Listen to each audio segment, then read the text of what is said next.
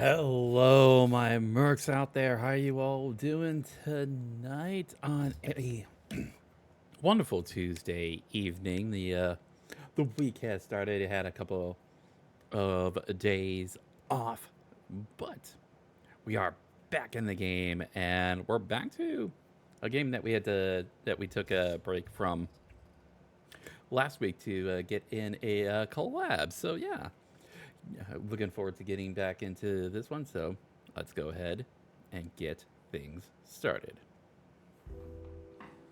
If you ever have problems with brigands, monsters, or the struggles of everyday life, I am the mercenary for the job. I'm Zenny, mercenary VTuber for hire, at your service. Hope you're having a wonderful day and hope you all enjoy today's stream. And Today we continue our playthrough of Phoenix Wright Ace Attorney Justice for All, a part of the Phoenix Wright Ace Attorney Trilogy collection. So yeah, it has been a couple of weeks. Like I said, last week we had the collab with our good friend Ringo Okada. I got to go through the entirety of the Portal 2 co-op mode. That was a lot of fun. Hello, Eggy, my wonderful friend and moderator. How you doing today?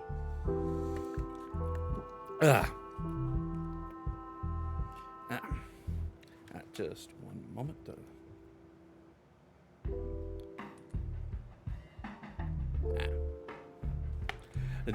Glad to hear it. I am glad to hear it. But yeah, like I said, we are continuing with Phoenix Wright Ace Attorney Justice for All, and we are continuing with the Big Top Turnabout case. And as I was sort of like setting up for things, I noticed that some of the people on Blazing Knight's Patreon server, including Blazing Knight himself, are kind of reminiscing on how their experiences on this particular case, and not very fond memories. And I will admit, this particular case, the big top turnabout, has been sort of like a pretty weak case compared to some of the others that we have seen here in the Phoenix Wright games thus far. I am not a Phoenix Wright aficionado. This is my first time playing the entire, or at least the first three games. So I'll have to see how it stacks up compared to some of the others. But yeah, it has been a little bit of a slog to get through, and it's not even as long, from what I can tell, as the previous one with the Maya case and her home village. That took a long time for us to get through, but even then, so far, the quality of what we had to go through, even though we had to deal with that one guy towards the end. Why that one guy? Why? Every once in a while, his face comes back up into my memories. It scares the bejesus out of me. What is it with me and having to fear stuff? What is it with me having to fear stuff? Like, seriously. Seriously. I have to deal with my D&D character Villian, and I'm gonna have to deal with of course. I'm having to deal with it as a streamer. So many things to fear. But nevertheless, I had a really a pretty fun day, sort of like having the day off from work, and I had a really, really nice moment in today's D&D session with the evil campaign, where I finally got to pull off my second divine intervention, and oh my goodness, was that ever a good feeling! Even rolled a natural 1 on the D100 on that. Imagine that. Probably tried it out a total of 6 times. Got it on my first try. Had been failing some of the other times. And then today, I get a natural 1 in a good way. So that absolutely felt good. I'll have to see in the future. The only time someone is happy to get that. Well, at least when they themselves get the nat 1. It's always good to see an enemy of yours get that nat 1. Whenever they're trying to sort of like, either they're trying to attack you or they're trying to avoid one of your spells. So, yeah.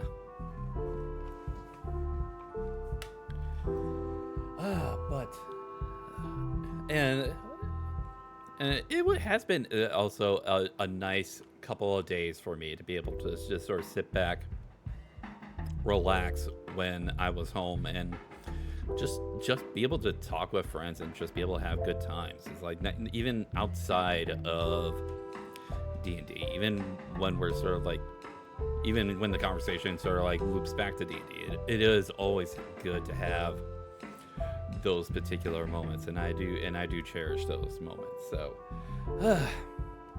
but that is how things are going with me. So let's go ahead and get things set up. And if anyone else amongst you mercs out there that are watching would like to let me know how you are doing, that would be very much appreciated. I would very much like to know how you are doing. So let's go ahead, start getting things set up. So, and I'm gonna need a quick drink. There we go. There we go. Get myself a nice, decent stretch.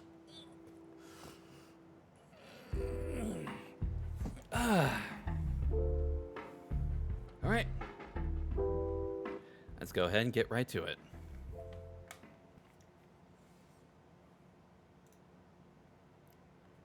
All right.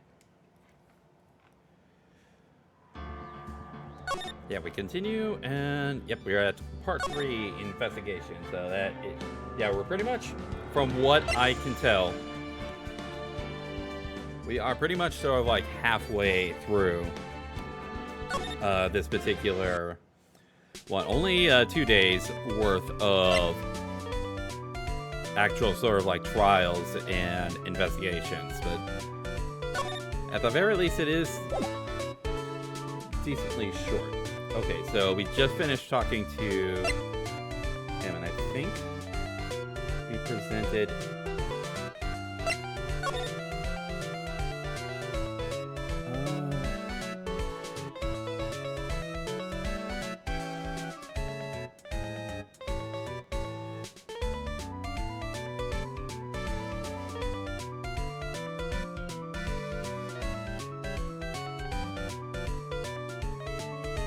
okay.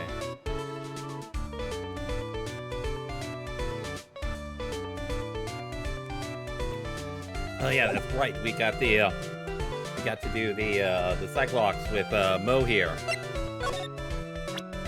and we got sort of like info on what happened with the attack from the former lion of Circus Leon,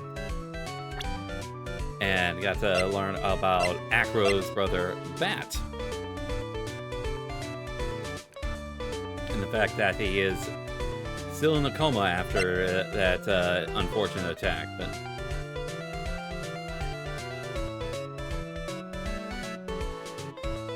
So yeah, we'll have to see what goes on, because we are going to be, looks like we are ready to do another cycle lock thing, as we need to go to Acro's room.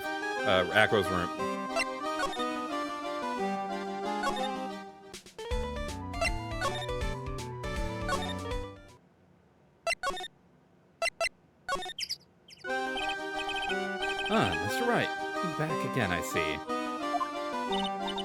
Oh, he did say I'll be back.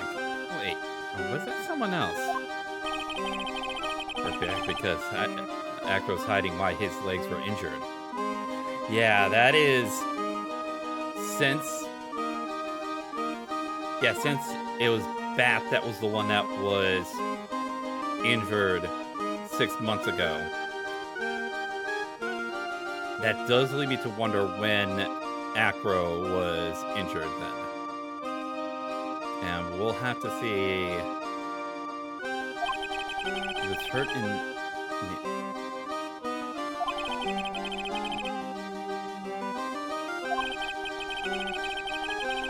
Wait.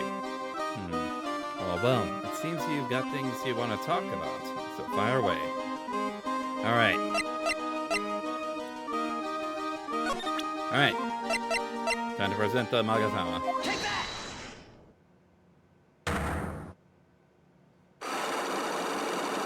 Alright, we got 3 of them to take care of. Alright.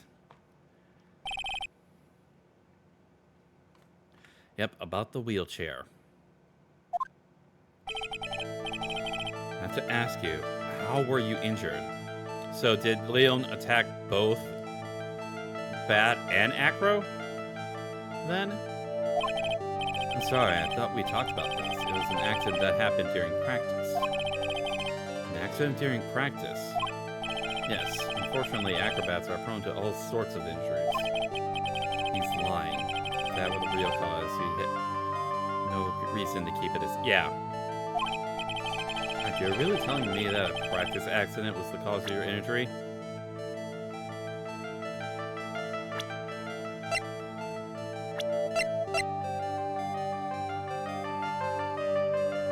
Take that! Leon. 6 months ago, you were attacked by the lion. That's when you were injured.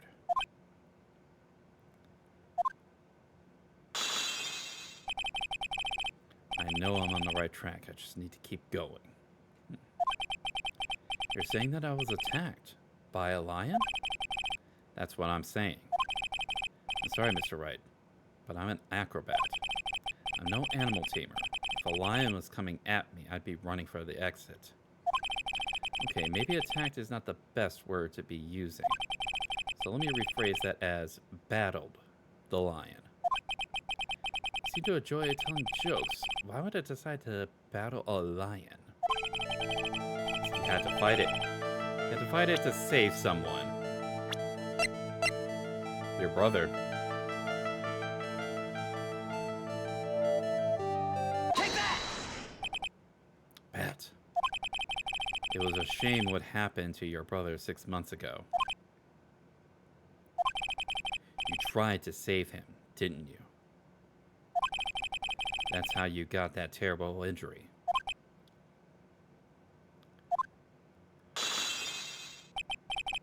Mo. He must have told you. Yes, we learned about Bat from Mo.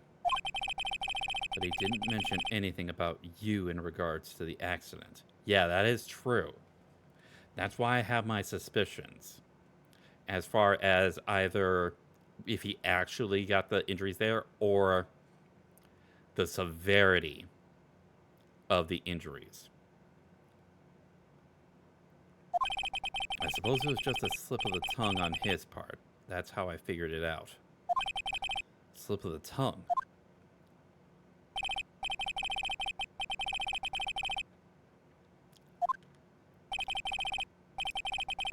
Cut down together. That's where he slipped. And that's how I figured it out. Hey, Gaussian.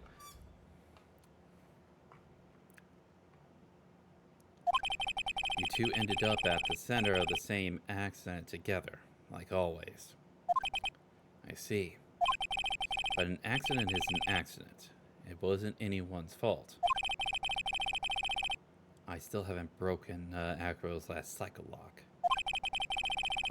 This must be incredibly deep-seated secret. It wasn't anyone's fault. Do you care to explain more? Acro, I know you're still hiding something from me. Maybe someone you don't seem to like much is the reason you're being evasive. Regina Berry. Take that! Regina. You always seem calm and collected until you start talking about her. Yeah, we actually have seen that from him. Saying things like she is cruel.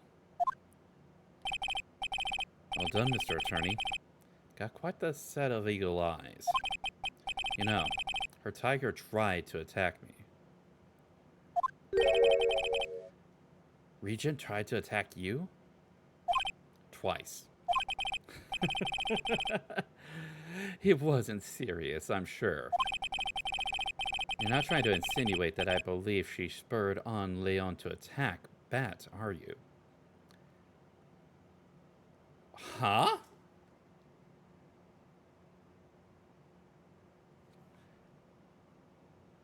What? Unless Regina is just a really good poker face. The innocent air that we've been seeing about Regina up until now would not correlate with that particular statement right there. Huh.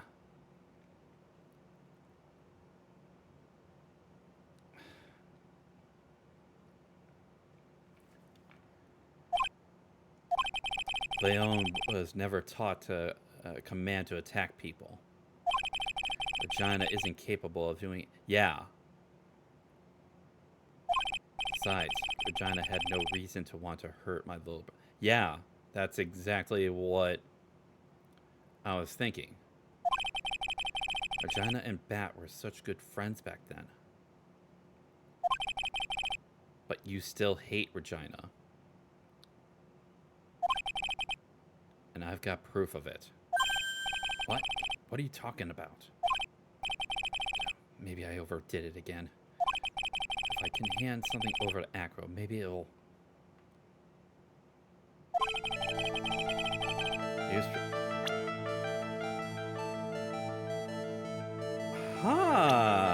Okay. Yeah, so... This is insinuating... Yeah, I think I had sort of like the suspicion that Acro was the one that set up this note. Because he's the only one that seemed to have anything against Regina. Take that! This. Where did you get it? Regina posted it on the bulletin board in the cafeteria. Before that, it was in her pocket.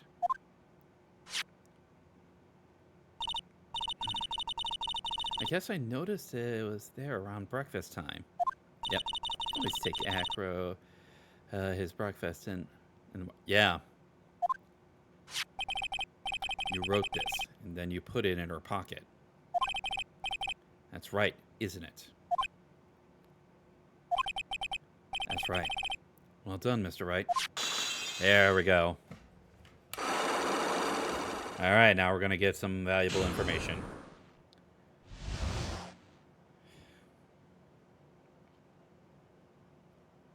So, my legs were injured by Leon 6 months ago. My younger brother, Bat, had a dare with Regina. Yep, that's what we knew. A dare? An absurd dare. If I can put my head inside Leon's mouth like you do, you have to go to the movies with me on a date. Yep. That's insane. Didn't he know how dangerous that is? We all thought it was being stupid too. that lion was very old to begin with. And age brought with it countless experience in doing that very trick. Yeah. That would probably be the only reason why I would think that that would be at the very least safe, considering the fact that Leon probably would have been still like used to having the other workers in the circus around, so there's no conditions necessarily to have an accident like that to happen, but the accident still happened. Unfortunately, this particular time, because Leon wasn't ready or willing. And that's when the accident happened. He just wanted to take her out to the movies. Or bad. When Leon chomped down, I jumped towards him. Then Leon attacked me, and that's how I ended up.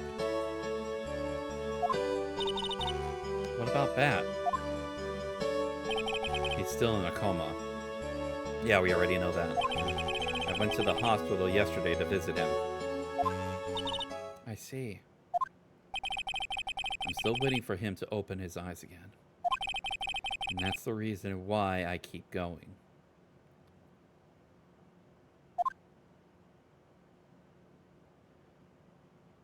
All right. Bat and Regina. They were such great friends. Oh yeah, I wanted you to take a look at this. Oh, what is this?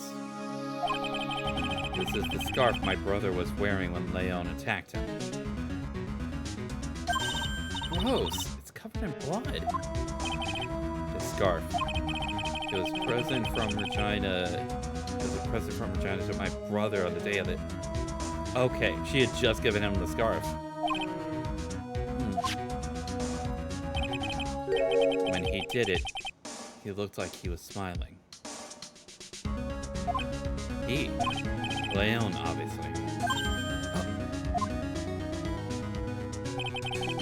When he bit down on Bat's head, the expression on Leon's face looked like a grin. Nick! I know. Mo said the same. Yeah. What do you think it all means? I'll be taking that scarf if you don't mind. I knew it. It was starting to get into the voice. I knew it was Von Karma. It was Von Karma. I've already heard everything, so hand over the scarf. But the scarf is evidence in the trial. That is for me to decide. I think we should begin our preparations now, Acro. Preparations? I've served a summons to Acro to appear in court tomorrow as a witness. Acro will talk more at the prosecutor's office. Acro, a witness? Come, Acro. Let's go to the office. Yes, ma'am.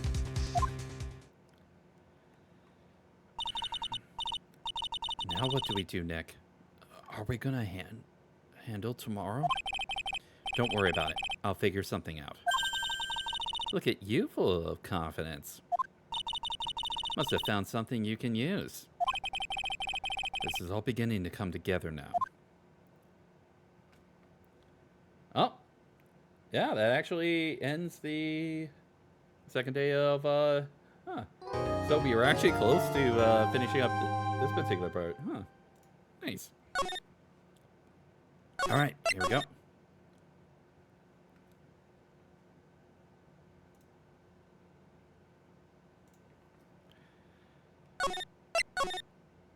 Yep. Oh, we had it. Yep, there we go.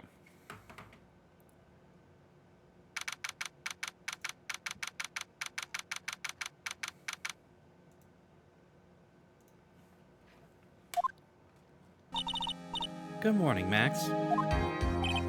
Oh, yeah. Good morning, sweeties. You don't seem like your usual sparkling self today. I'm always like this before I go in front of an audience. I'm working up to it. Hee. Don't get nervous, Maxie. Here, have a glass of milk. Regina. How fabulous, my sweetie pie princess. You came to watch my performance today. Of course I did. Mo told me that I should come and watch this. Mo said that? So, what kind of performance will you put on today? Let me guess. Will you fly at the end? It's not that kind of show. Isn't that right, my sweeties?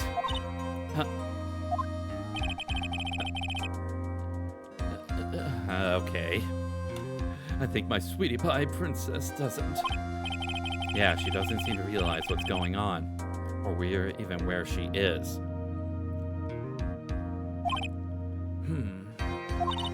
Well, Max, it looks like it's time to raise the curtain. I'll see you later. Today I'm just a member of the audience. Fabulous. Enjoy yourself out there. Good luck, Max. You're the best. Okay. Regina is a bard that essentially rolled max charisma and nothing else. like she is the type of bard that thought that charisma is everything and just basically dumped all the rest of the stats.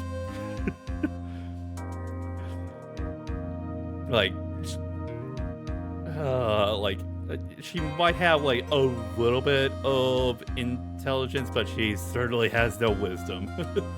She has no insight. She has nothing.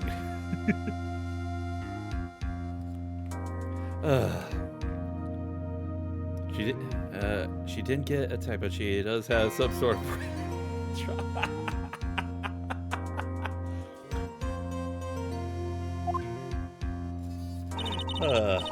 Regina's different, don't you think, Nick? Top of the morning to you. Everybody, let's get ready to get stuck in legal limbo. How low can you go? Mo. Top of the morning to you, Governor. Top of the morning? That's the ticket. Attacking the day starts with energy in the morning. The early bird gets the worm, but then again, worms lack higher brain function. Hey, Max, I brought you a present. As a milk. That's the second time he's been getting milk. Is this some kind of gag that happens within the circus there? Oh my, thanks. So, how are you today, Wright? Well, I got the feeling that today I'm gonna face off against the real culprit.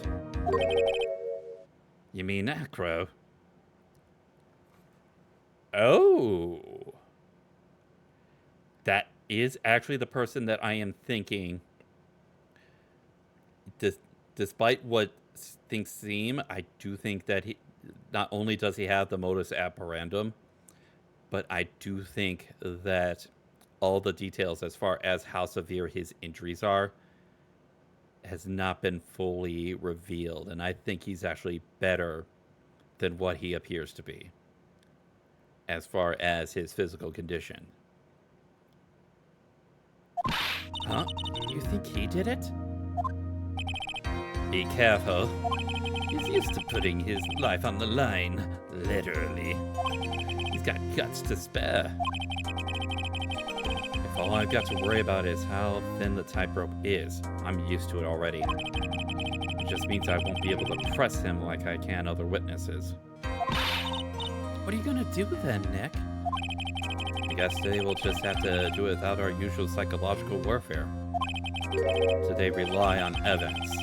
That's the only way we'll get past Acro and to the truth. You're right, but it's gonna be tough. Anyways, I want to make sure that Regina sees it all today. It's important. Then she'll finally have to deal with the reality of what happened to her father. Want us to make sure that Regina watches?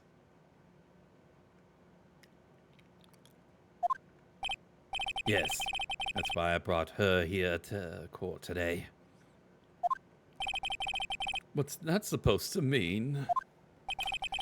She needs to know that when people die, they don't just become stars. I may be an old-fashioned clown, but I don't believe in people becoming stars. You know what? I'm starting to warm up to Mo.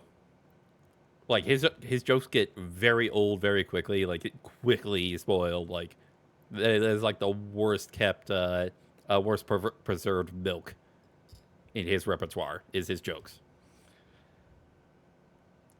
But like we've been saying before, he is actually probably the sanest out of everyone in this circus. Probably besides the ringmaster himself.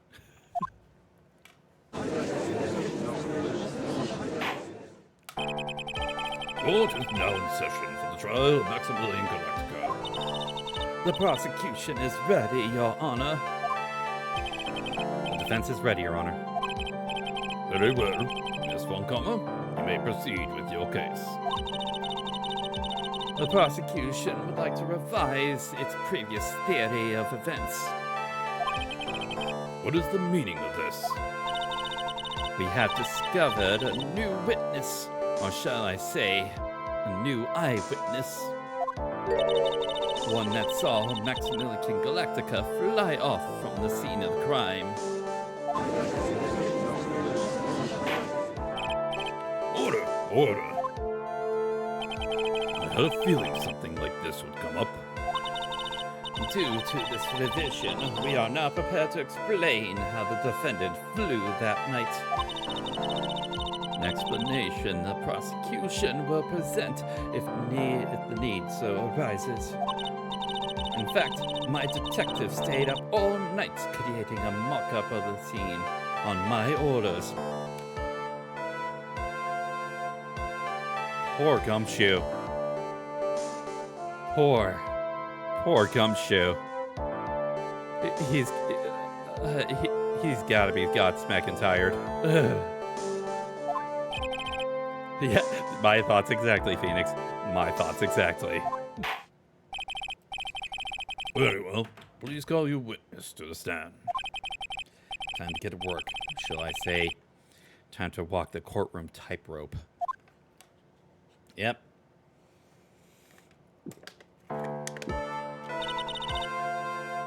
Name and occupation. Ken Dingling, but everyone calls me Acro. I'm employed as an acrobat at the very big circus.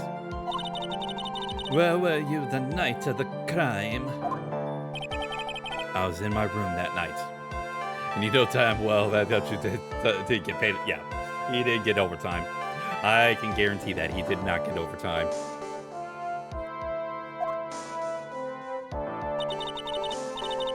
If you look at the map, you will see the witness's room is near the crime scene.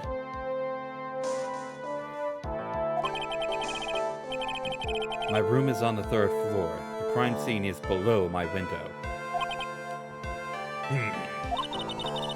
The night of the crime, the witness saw something quite shocking. Would you tell us what you witnessed? Okay. All right.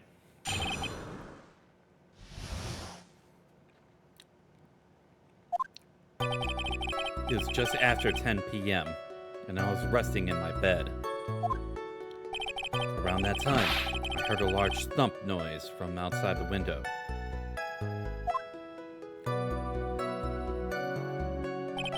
Then a few moments later, I saw someone flying right by my window. It was Max Galactica. I only saw him from behind, but that's who it looked like.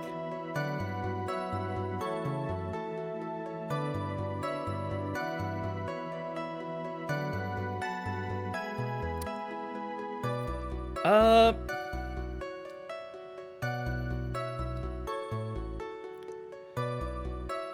with this particular image that we're seeing,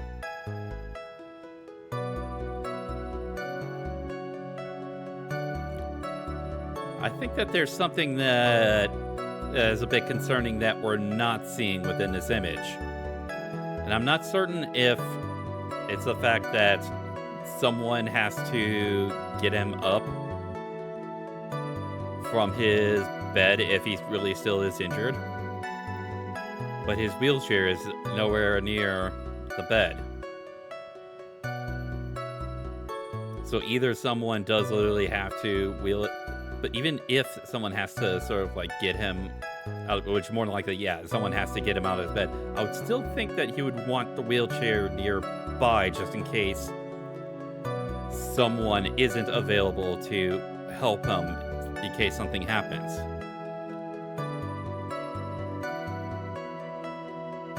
Only saw him from behind, but I know who it looked like.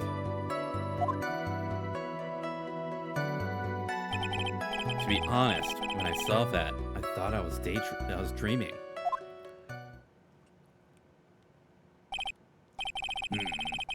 This witness's testimony matches up exactly with that of the clown. If that's the case, then there is very little prosecution needed, Ad. All that's left is to explain how the defendant disappeared into the sky that night. Hold it! Before we get that far, I'd like to cross-examine the witness.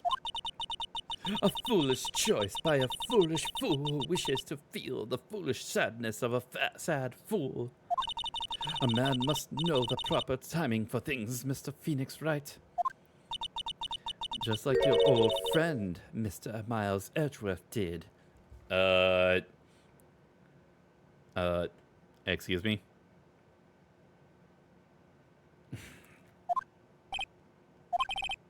Mr. Wright, do you have a problem with the witness's testimony?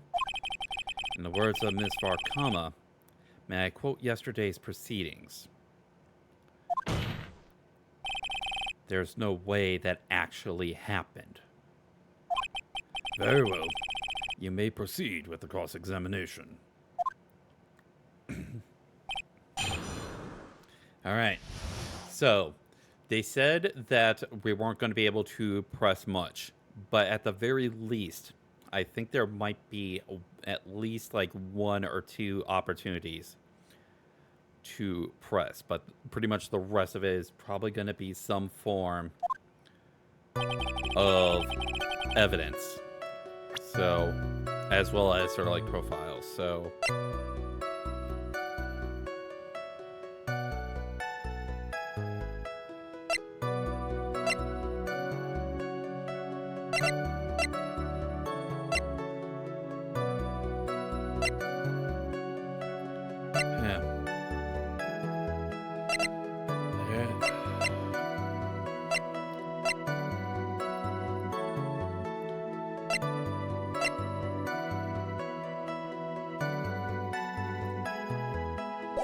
all right, here we go.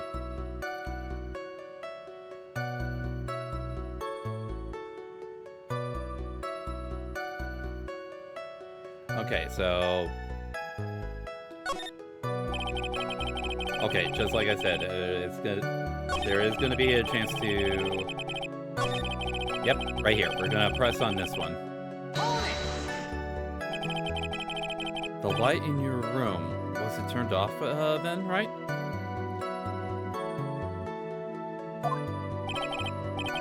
That's true. I was going to bed after all. So with the lights off, you were still able to clearly see a human fly by your window? The safety lights lit things up enough for me to see. But honestly, there was only enough light for me to see the silhouette outside my window. It was the person's back, so I couldn't see the white roses on the front. Did you see any of the other symbols? I clearly saw the silk hat as well as the cloak wrapped around his body. That's the problem there? Because we already have evidence against that. I'm convinced that the person I saw was Max Galactica. The more I press him, the less results I see. No, you got... Wait, maybe there was something fishy in Lay's bit of... Yes, there is. There is a contradiction. I don't even need to see the guy for that one. There's a huge contradiction with the testimony that was just given. Objection! If there is a contradiction, then prove it with evidence. She's right. Let's see some evidence. Do you have any evidence to support your claim of the contradiction? It was found at the crime scene. Not flown away with the rest of the person that committed the crime. Take that! You claim to have seen the exact same thing Mo saw that night. Do you stand by that? What do you mean? The silk hat. What about the silk hat? I saw it on Max's head as he flew by my window. Well, you should have tried looking down from out of your window that night. That would have been quite difficult considering the state that I'm in. Just looking outside of the window was a tough enough challenge. Which leads me to question even more why your wheelchair wasn't by your bed. That's a shame, because you would have noticed the silk hat found at the scene. That's the ringmaster's hat, right? Afraid not. No matter how you look at it, this is Max's silk hat. Where are you going with this, Mr. Wright? Are you saying that Max has 2 silk hats? No. This is handmade, one-of-a-kind model made only for Maximilian Galactica. Which means, Acro, that you've been fibbing on the stands. Just say lie. That's... Say fibbing on the stand. Seems a little childish. Just say lying on the stand. Order, order. Objection! As always, it looks like someone just had to open their mouth before thinking. Are you okay, Nick? Well, I opened my big mouth and I have to back it up. How about it, Mr. Wright? What will cause this witness to commit perjury in this court today?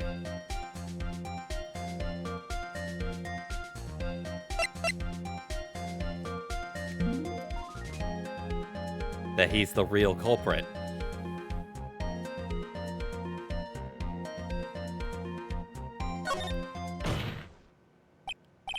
Your Honor, on this occasion, the defense accuses Acro himself. On this occasion? Accuses Acro? What in the world are you accusing him of? Obviously, we accuse him of the murder of Mr. Russell Berry.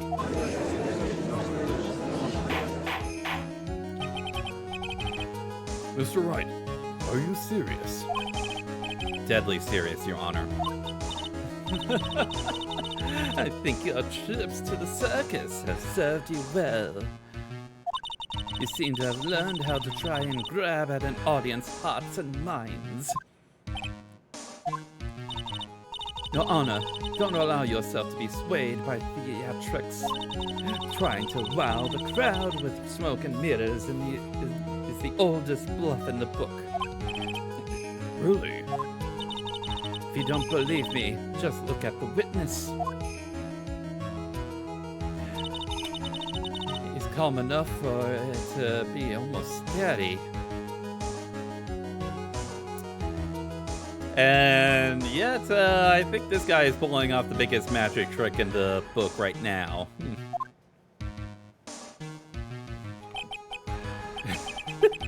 Just poke, poke, poke, poke. You seem rather calm and collected. Mr. Dingling, do you have any response to the defense accusation?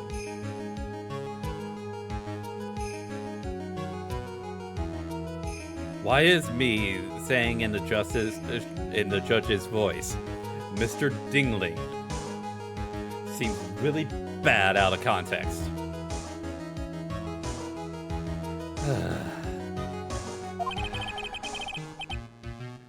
I don't really need to say a thing, do I? What do you mean? Everyone, take a good look at me. I can't even stand up by myself, let alone leave the lodging house. That's true.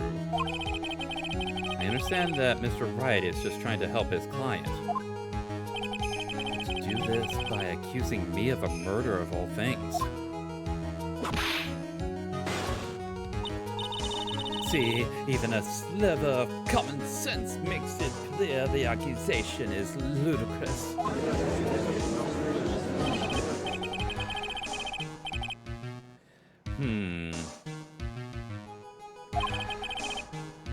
Phoenix is a... Okay. We're just throwing out childish insults at this point. See that, Mr. Phoenix, right? You're trying to drum up support from the peanut gallery. That's how you do it.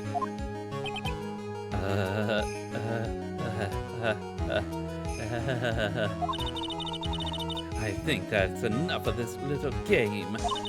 I've got a doctor's note to confirm that Acro is unable to stand under his own power. Maybe the defense is planning on making a claim to counter this as well. I can hear the defense now. Acro had an accomplice. What do you say about this, Mr. Wright? Did Acro have an accomplice? Of course he didn't.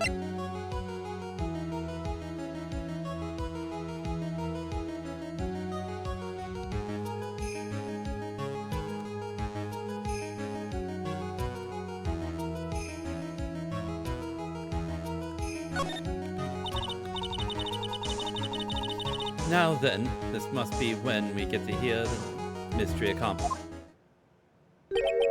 Not this time, Mon Karma. What? You're not gonna sucker me into this one. What are you blabbering about, Mr. Wright? There was no accomplice. Acro planned and committed this murder all by himself. Okay. Okay. I got a little bit of a glimpse as far as what is about to simulate, but I think I have an idea of what is going to be. Because what is about to be suggested is that the ringmaster wasn't actually killed in the lot area near the building. He was actually killed in Acro's room. And I think the very reason why is that the ringmaster was confronting Acro about the note, because the ringmaster himself saw the note. And I think the ringmaster realized it was from Acro accusing Regina. So that is when Acro had time. And the thud that Mo heard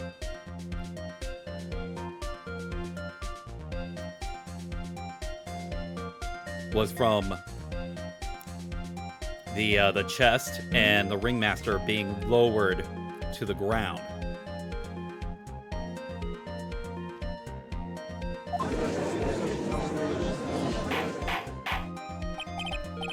I'm not sure exactly how this would have been done, but that is sort of like the basic idea that I have based on what is seeming about to be suggested. So, Hold on.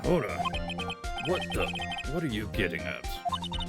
way to keep them on their toes, Nick. I'm gonna have to prove how it all fits together. I have to show how Acro murdered Russell Berry. Can you do it, Nick? Can you really do that? I know what I can't do. I can't stop now. If I stop attacking, I'm doomed. Alright, then let's do it. Mr. Phoenix, right? If this witness is the killer, then his eyewitness accounts is all lies, right? Mr. Wright, I'd like you to clear something up for me. When the crime was committed, exactly where was Mr. Dingling? He was in his room. Take that! He was obviously here the entire time. That's That's Acro's room. pretty simple, eh? Acro wasn't able to leave the lodging house by himself. In that case, there can be only one correct answer. Acro didn't leave his room to kill the ringmaster. What? Are you nuts? What say you, Mr. Dingling?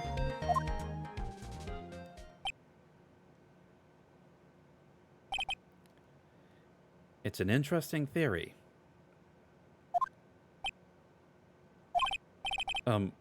That's it? Considering that what you proposed is impossible, yes, that's it. No, it's not impossible. Because the crime scene isn't the outside in the lot. Mr. Wright, Yes, Your Honor? as the witness has stated, your assertion is impossible. As he is in a wheelchair, and there's no way he could go to the scene or be the killer. You've got a point. Seems like you've forgotten once again, Mr. Phoenix Wright. The defendant was clearly spotted at the scene of the crime. That's true.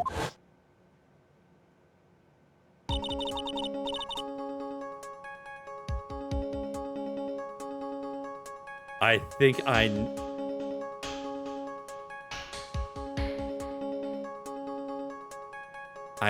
know what is about to. Okay.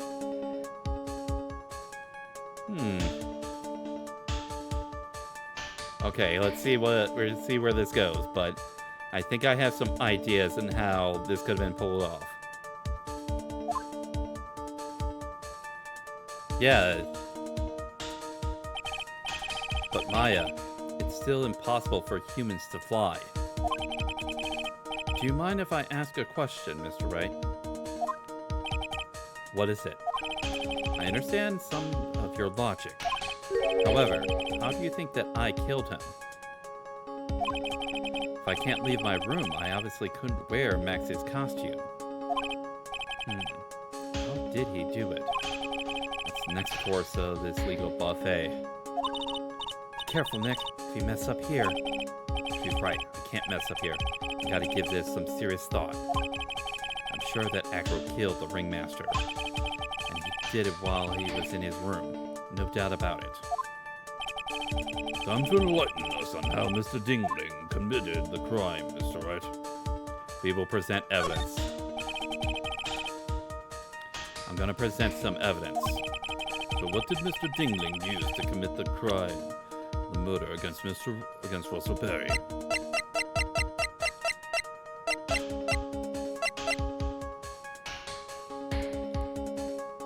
Yeah, because the bus was missing. Take that! What's that? A picture? Is indeed. The problem with the item that... The problem is with the item that's shown in the picture. The bust? It's quite a large bust, and because it is life size, it is also very, very heavy. Heavy? Heavy enough to guarantee a certain death. Especially if it was dropped from... Oh, okay. Okay, so the crime scene was still in the lot. Okay, okay. That makes sense. That makes sense. So he waited till... And basically just sort of like tied the bus to the rope. Still had the cape and... on the thing, and he pulled the thing back up, and that's what made it appear to fly. Especially if it was dropped from a third-story window.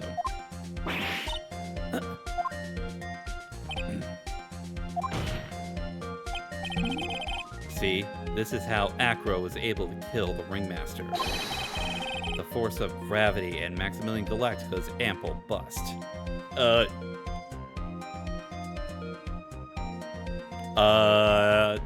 Phrasing? Phrasing. Maximilian Galactica's ample bust. Hey, yo. Hey, yo. Order.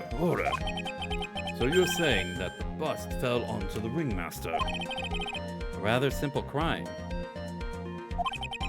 And if he were stuck in a wheelchair, it would be incredibly easy to commit. Objection!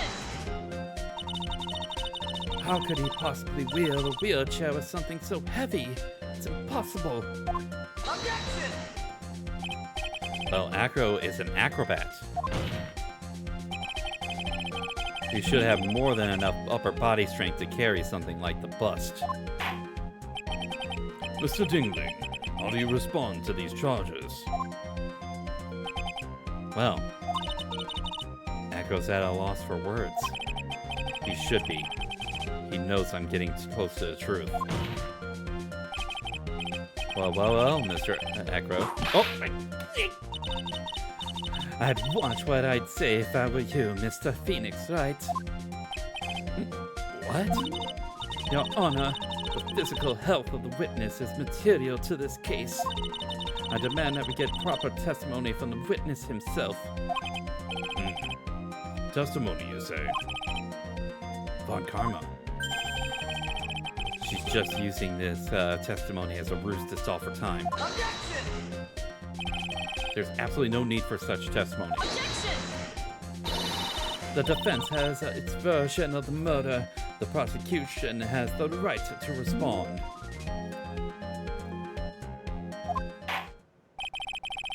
The defense's objection is overruled. Why can't he see things my way once in a while? Mr. Dingling, I'm sorry, but we need you to testify about your physical condition. If you have any doubts about your ability to testify, we can request expert testimony. The witness will have no problems. However, let's all be respectful towards him. Thank you. That woman will sink it to any low to win a case. All right. Let's see what he has to say. I suppose I could have lifted something up the size of that bust. I have strong upper body from working as an acrobat, and only my legs were injured. Yep. However, lifting the bust and looking out the window would have been impossible. There's no way I could have exerted that kind of force on my lower body. Makes it impossible for me to have known the location of the ringmaster's head.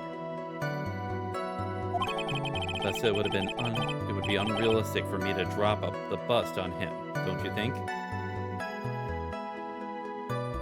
Huh.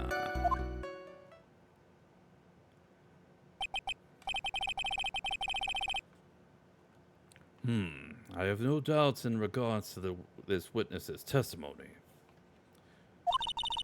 It was impossible for him to lift the bust and stick himself out far enough to look. Not to mention that he could not have known the location of the ringmaster's head. A single false step would have led to even more severe injuries. That's what I was thinking. What is your opinion on the matter, Mr. Wright? I still like to proceed with my cross-examination. He's simply stalling. It's shameful, really. I can't let her get to me. Gotta focus. All right. I think it's going to be a similar situation where I think like one or two situations where there might be sort of like minor details might have to press, but it's mostly going to have to be based on actual evidence.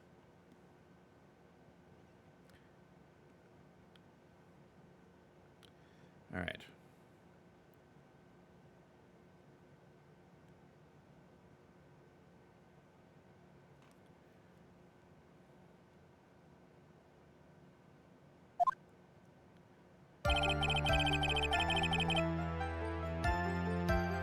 I suppose I could, yeah.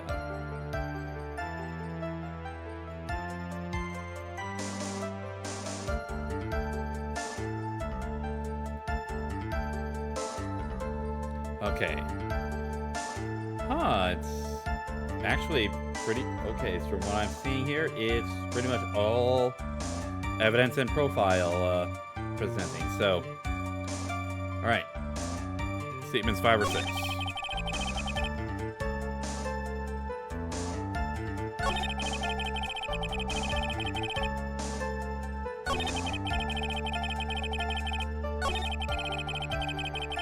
All right. First time we're going to be able to present this, the wooden box. Objection! Acro, you didn't really need to lean out the window, did you? What are you driving at, Mr. Wright? You already knew ahead of time where the ringmaster's head was going to be. Quite precisely, I may add. Objection! You silly hinting things at things is pointless. Mr. Phoenix Wright, enough stalling. How about you show us some evidence? I did such a good job at hinting. Yes. Hurry up and explain things, Mr. Wright. Maybe you should take a look at this.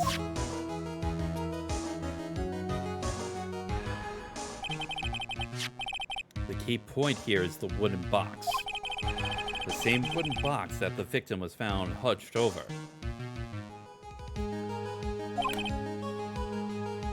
The same. The question is, who placed the wooden box here?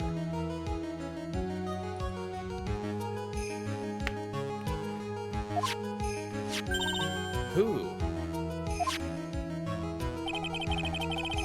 When Ben and company saw the ringmaster, they didn't see him holding yeah. Which means that this wooden box was already placed at the scene. Yeah, okay, that's... Okay, so... Huh. I have to admit that your theory makes a lot of sense. The moment that the bus came falling down was exactly the same moment that the ringmaster lifted up this wooden box.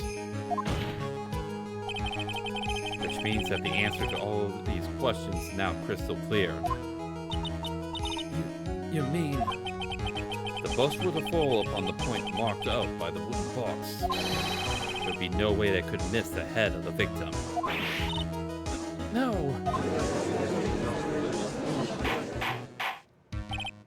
Order.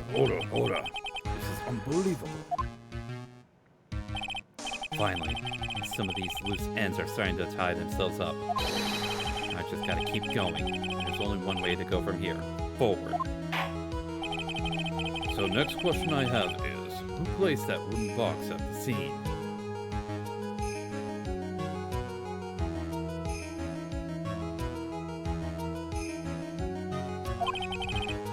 Mr. Dingling, of course. He connected it to a rope and all he had to do was lower it down. Allow me to whip some sense into you, Mr. Phoenix Wright! The ringmaster's head could have been anywhere when he lifted the box. That's why the box was so specially made. Specially made? Indeed. It had the most peculiar feature.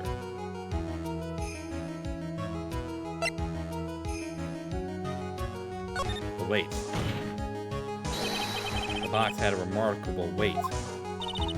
Weight? According to the court record, it weighs 20 pounds. Just to lift up this wooden box would have required... I see.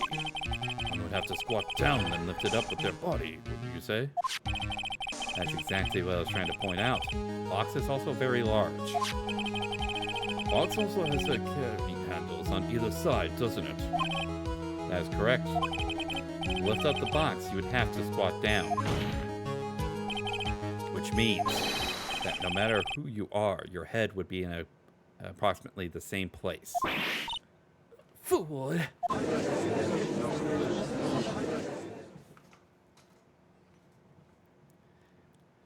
My question is Acro himself actually going to have an over-the-top breaking moment, or is he just going to remain calm throughout the entire thing, even when he's completely found out? Does he even bother to listen to me anymore? I've heard what you had to say. Must admit, I'm shocked at your imaginative skills. Did you do it? Did you place this wooden box in the plaza? Mr. Wright may have had a vivid imagination, but I could never have done what he's proposing. What? Mr. Wright, do you recall the original location of Max's bust? Yes, I remember.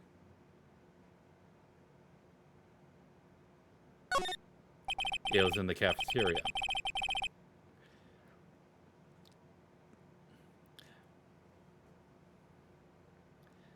But we know exactly how to counter this. Then what happened to it? I'd like you to remember one important fact, Mr. Wright. I could not possibly leave the lodging house by myself. That means... You understand what I mean, don't you? I may very well have been able to drop the bust from my room. However, how would I have gotten the bust from the cafeteria to my room? You see, Mr. Phoenix Wright, explain that. Don't forget, you said there was no accomplice.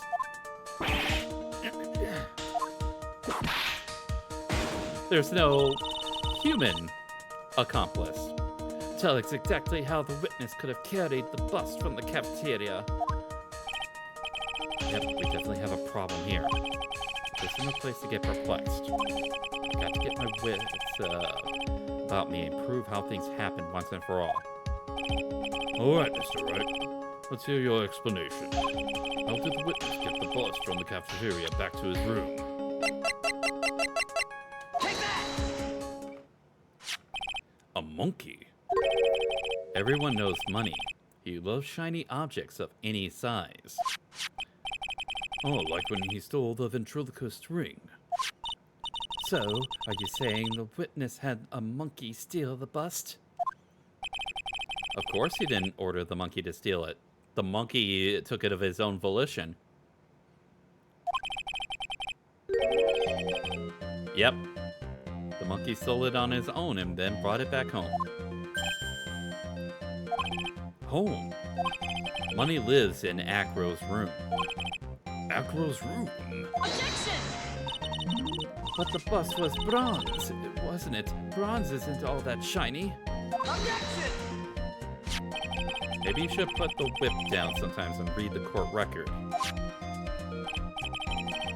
My, those are very nice cards he's holding. Yep. Yes, and they're made of platinum, which is very shiny. Acro. Money is a strong monkey, right? I'd say pretty much the majority of monkeys, no matter what size, are strong for their size. Like, legitimately. It'd be easy for him to bring the bus back to your room.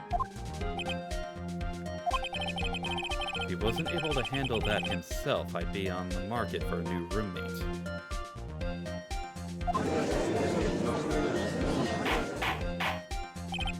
Order, I said order. This Von Karma. Where is the bust in question at this moment? I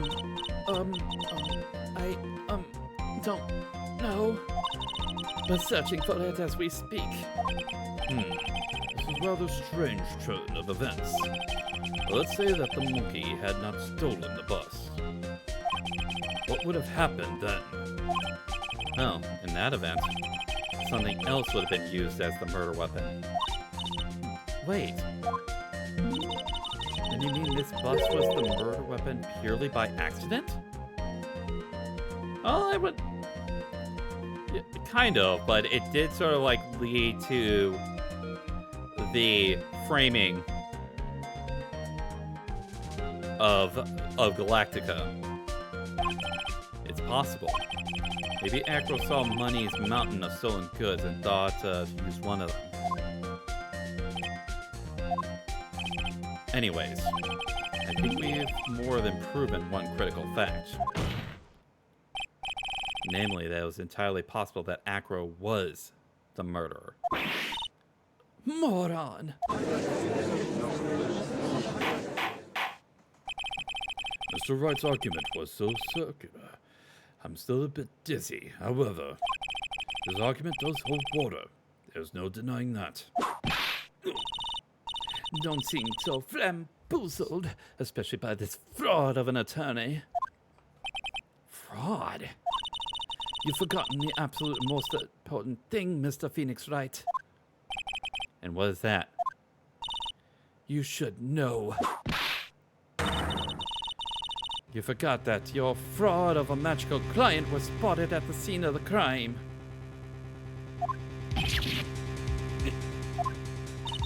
There's no reason to doubt the clown's testimony.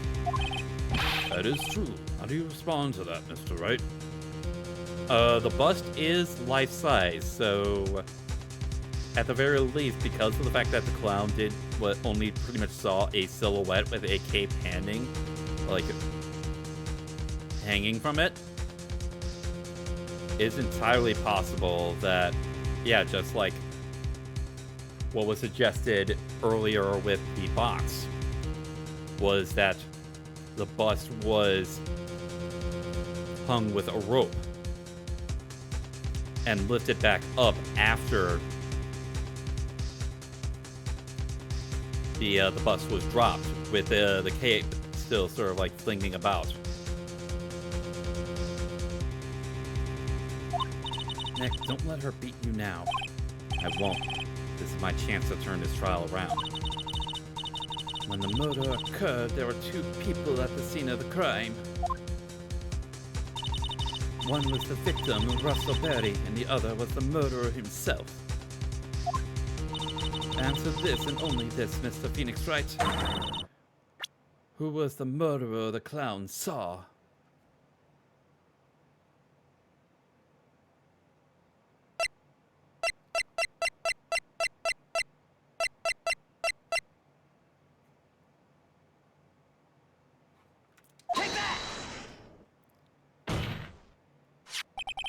He saw the... I asked who was the other person more saw on the scene. That evidence has nothing to do with the question. Objection! En contraire, mon frère. It does indeed have something to do with the... En contraire, mon frère. God damn it, Phoenix Wright. Mo said he saw Max's silhouette, but he did not actually see the man himself. It wasn't a human being he saw.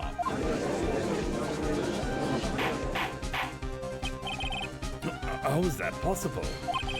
It's simple, really. What Mo actually saw that night was Max's bust. Objection! Ah, quality mistakes. Thank you very much for the raid. How's it going? French has been spoken.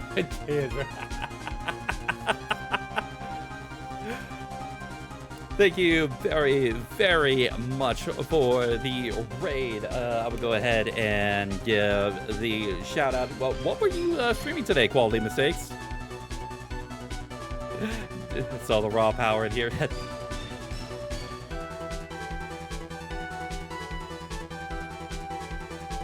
There we go. Thank you very much. For those that may not know me, viewing me for the very first time, if you ever have problems with brigands, monsters, or the struggles of everyday life, I am the mercenary for the job. I am Zenny, mercenary VTuber for hire, at your service. Hope you all having a wonderful day. Hope you all not only have enjoyed Quality Mistakes, Murder by Numbers, Pick Ross game, nice. I hope that you all enjoyed Quality Mistake stream, and I hope that you will enjoy today's stream. I am playing Phoenix Wright Ace Attorney Justice for we are on the big top turnabout, and we are just at the tail end of this crime as we are about to expose the actual murderer in the case of the murder of the ringmaster of the very big circus. Love Ace Attorney and it's nice. So yeah, I hope that you'll enjoy. Let's see how this plays out. What are you talking about? Have you tried using your brain at all in this case? The silhouette he saw was wearing a cloak. Objection! There's no reason why you couldn't attach a cloak to the bust. It would be easy to hang one off the cards in the bust's hands. And thank you very much for the follow, Artificer Eden. Thank you very much. That should put us up to 711 followers. Thank you very much for the support. Idiot! Who in their right mind would put a cloak on a bust? It doesn't matter who put it on the bust. Just wait a minute now, Mr. Wright. Who put the cloak on the bust? That question is of the utmost importance to this case, and Blackout Nebula, thank you very much for the follow as well. That puts us at 712 followers.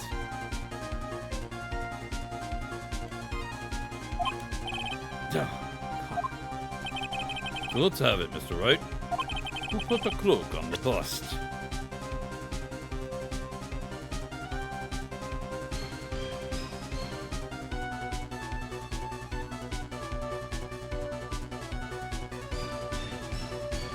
I see. Take that!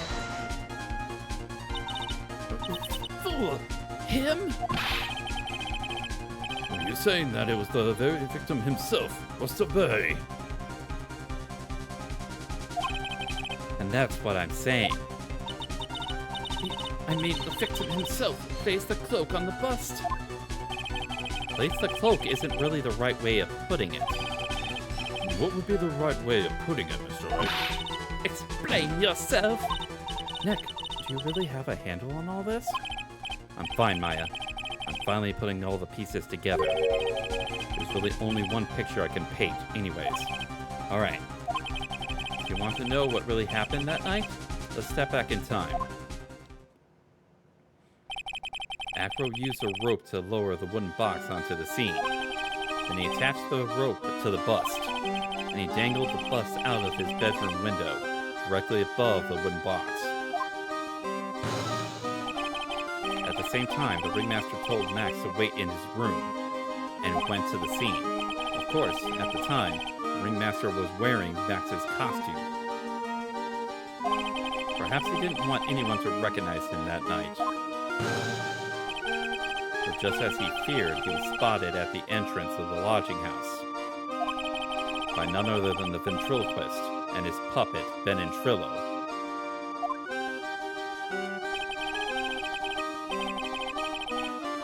When the ringmaster arrived at the scene, he bent over to lift the wooden box.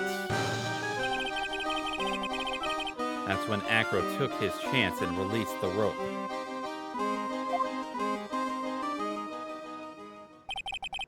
Now this is when the magic happens.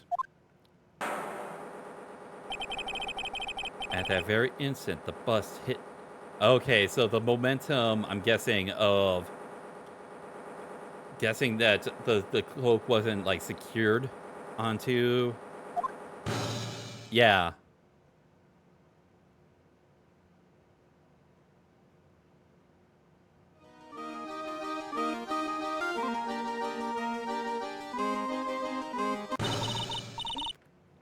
You wait just a second there, Mr. Phoenix Wright.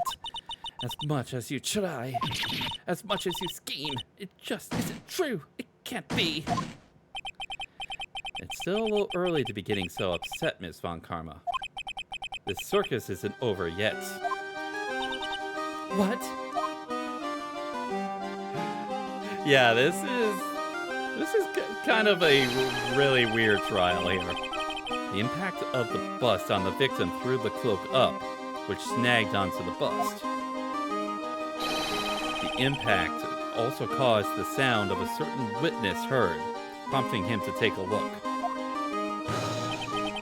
That witness was, of course, Lawrence Moe Curls, the clown. When Moe looked out his window, the cloak had already snagged onto the bust. Now, having completed the crime, Acro actually went about pulling the murder weapon.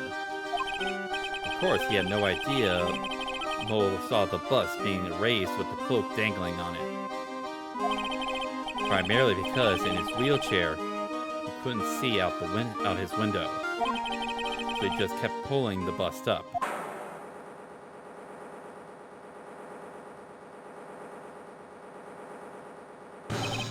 And that's how the magical murderer disappearing into the sky came to be.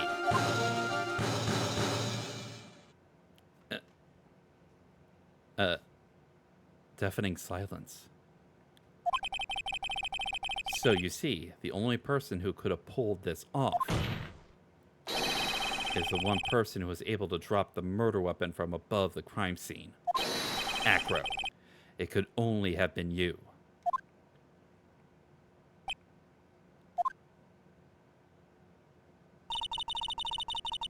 Acro's been playing mind games with all of us. He sure has. But he has come to the end of his rope now. So, what now? You've graced us with a rather long-winded tale. But do you have any evidence to prove that your fairy tale is true? Evidence? In this court, only two things matter: the power of evidence and the power of my whip. Don't forget the power of my gavel as well. Mr. Wright, the prosecution brings up a good point. Can we see some evidence? Yeah, they say they want evidence. I just explained how there can only be one possible murder method. But there's still something unusual about Moe's eyewitness account. Unusual? A contradiction, actually. Okay then, use that and get out of this jam. That's enough talking amongst yourselves. Proceed, Mr. Wright. Present some evidence to the court that backs your claims. Want hard proof that you have unraveled the trick to this magic case.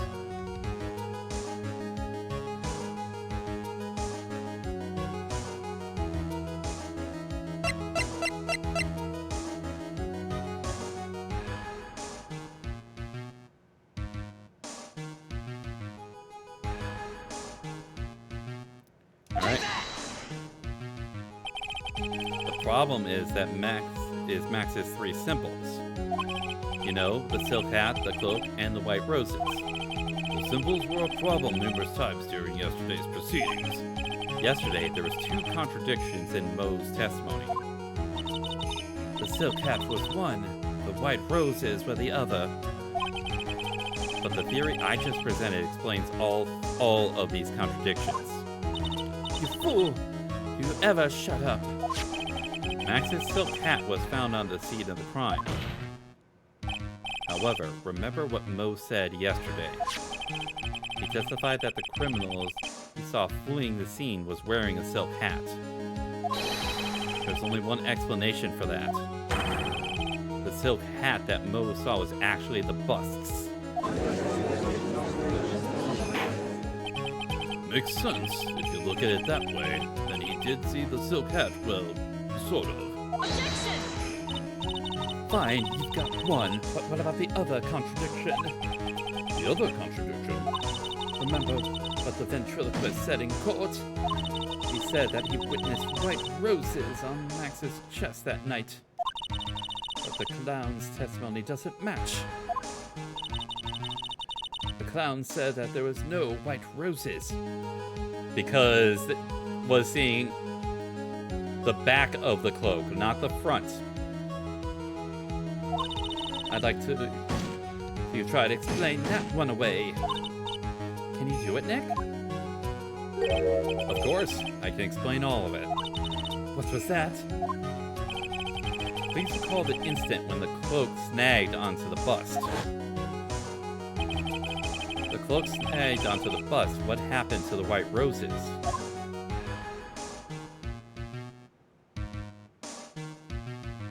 They were hidden. You get it yet? If the cloak got snagged onto the front of the bust, it means that the white roses would end up on the back of the bust. Which explains why Mo didn't see them. The white roses were not visible because they were on the back side of the bust. Order! Order!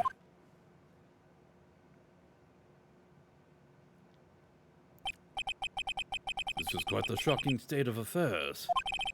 Mr. Wright's theory still sounds a bit absurd to me. However, let's just keep going down this road for a while and see where it leads. Let's do this, Nick. And maybe Von Karma will finally throw in the towel. God damn, why did you have to open up your mouth, Maya? Well, so much for that theory. Mr. Wright, do you mind? What is it? You took the time to research our circus, didn't you? Well, yes, I did. Is there something making you think I did that I didn't? If you did, then maybe you'll understand why I think you're off track. Why is that?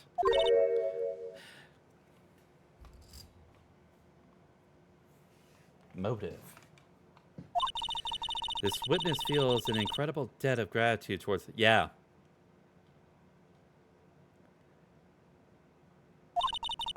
Anyone with any relation to the circus is well aware of this. Oh, sorry. Anyone with any relation to the circus is well aware of this.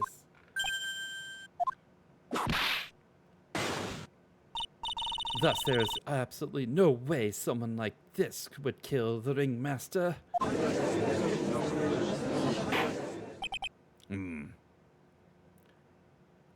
What if... What if he wasn't trying to kill the ringmaster? What if he was actually trying to kill Max?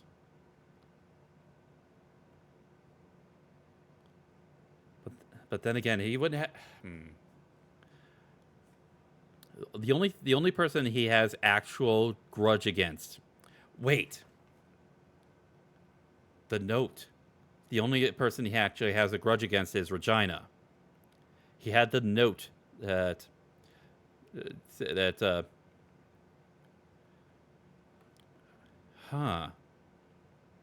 And he at least suspects something about Regina. Maybe he was thinking that Regina would be the one to go there. He wasn't actually wanting to kill the ringmaster.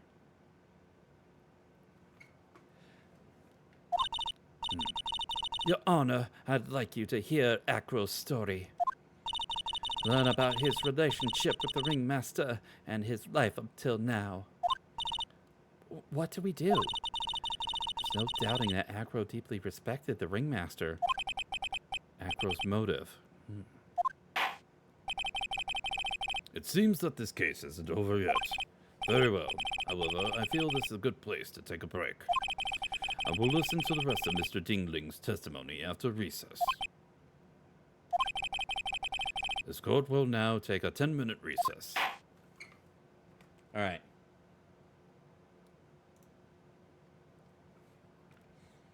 All right, time to go ahead and save up.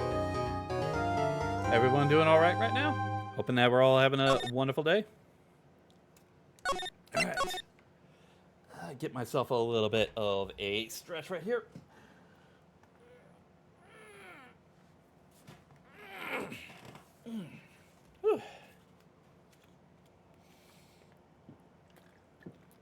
You have a theory, Yankee?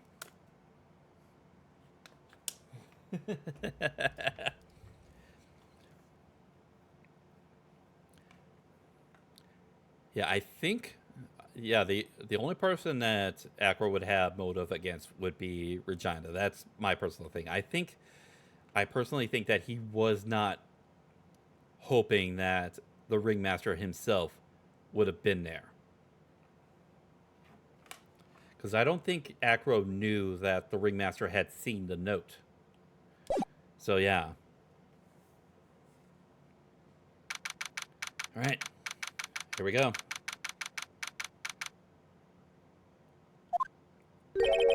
I can't believe it, Acro. It's very shocking, isn't it? It definitely is. And to think he's always the most straightforward of the group. Jeepus, am I that hated? Echo tried to pin the murder on you on purpose. He did?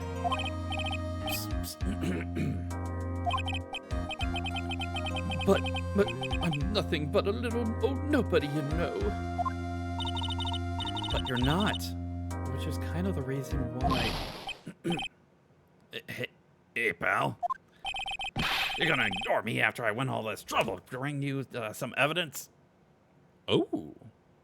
You got us some evidence, Gumshoe?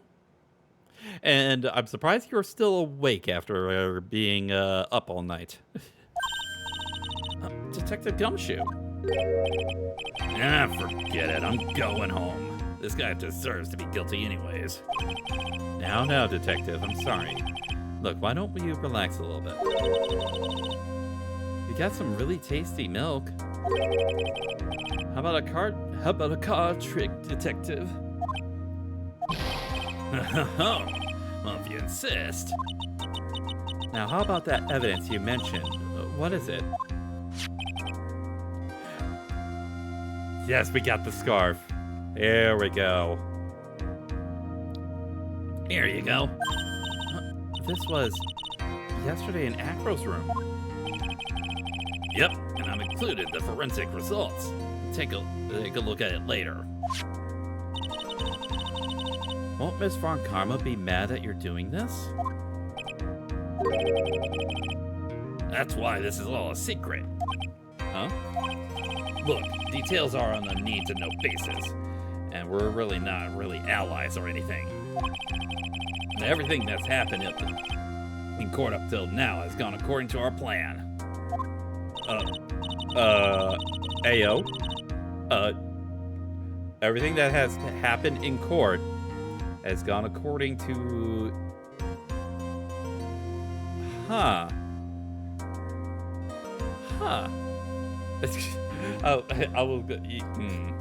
I don't know. Miss Von Karma didn't seem in control of things in there just now. You'll figure it out eventually, pal. Yesterday, our final plans were set into motion. Final plans? Uh-huh. That reminds me. I got a message from the prosecutor for you. Nothing is ever truly decided until the very end. That's it. And that's it for me too, pal. I'm out of here.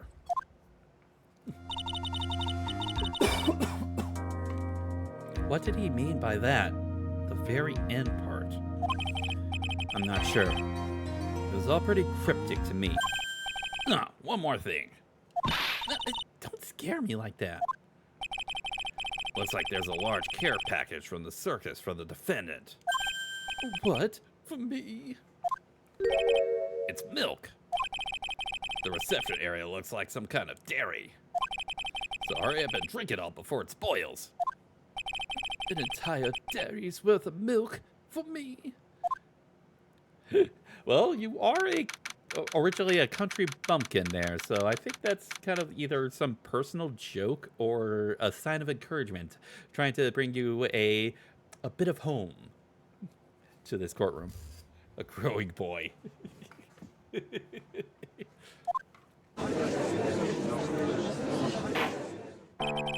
Court is now back in session. Miss Von Karma, please continue from where you left off. I'd like to continue with Acro's testimony, starting with his relationship to the victim. I'd also like to get proof from the defense. Proof of what kind of motive Acro would have to commit this crime. Understood. Now, Mr. Dingling? Yes, Your Honor. Please proceed with your testimony. Fine, then get to the motive. Wait, Nick, are you okay? Just do me a favor and don't ask questions you don't want to answer to.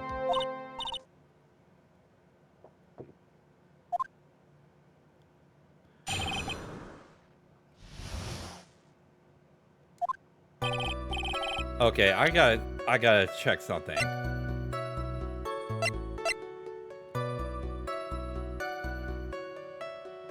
Okay, so we got the scarf. Same with wait. Yeah, it's bat scarf. Same with and a small quantity of pepper. The small seasoning bottle.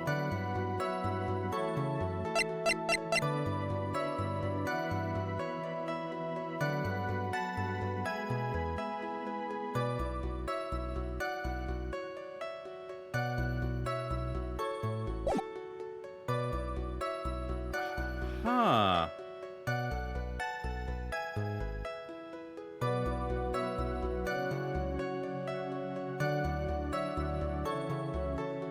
Okay. Interesting.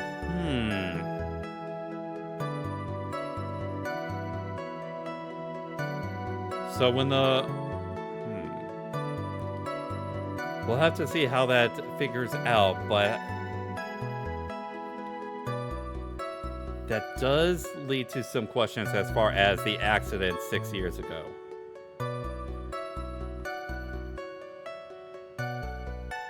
Or the quote-unquote accident with Leon the lion. When we were little, we were abandoned by our parents. That's when the ringmaster of the very big circus, words, what are they? Russell Berry took us in. I became an acrobat at around 9 years old. I wanted to find a way to repay the ringmaster. That was my sole purpose in life. You're such a thoughtful young man. As you've heard, the witness deeply respected the victim. I wonder how anyone could think that Acro would kill a man who he held in such esteem. Well, if my theory is correct, he wasn't trying to kill the ringmaster. The fact that he couldn't actually see who was down there would lead credence to that. I think he was looking to actually kill Regina. And I think that's the importance of why Mo brought Regina. The pepper on the scarf. Okay.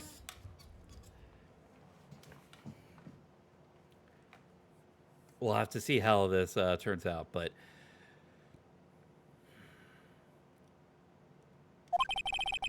You're absolutely right. How could anyone think that, Mr. Wright? Which is why there's no real reason for a cross-examination, is there? Actually, that's the question I'm trying to answer myself.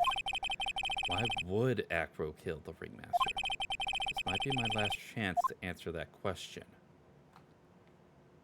Well, of course we're going to cross-examine.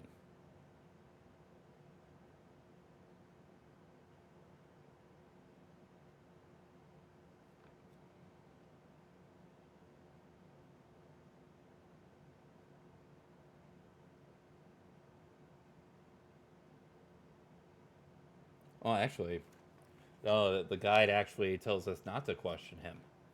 Huh. But...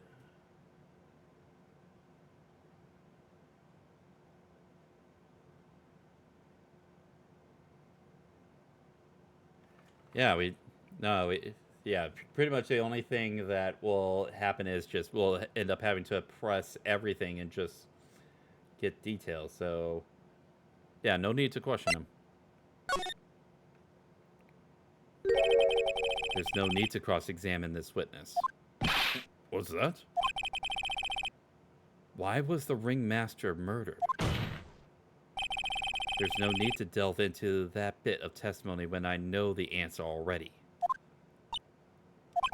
Mr. Wright, I'd like to ask you a question. Go ahead, Your Honor. I would like to know... Can you provide an explanation as to why Acro would want the ringmaster dead?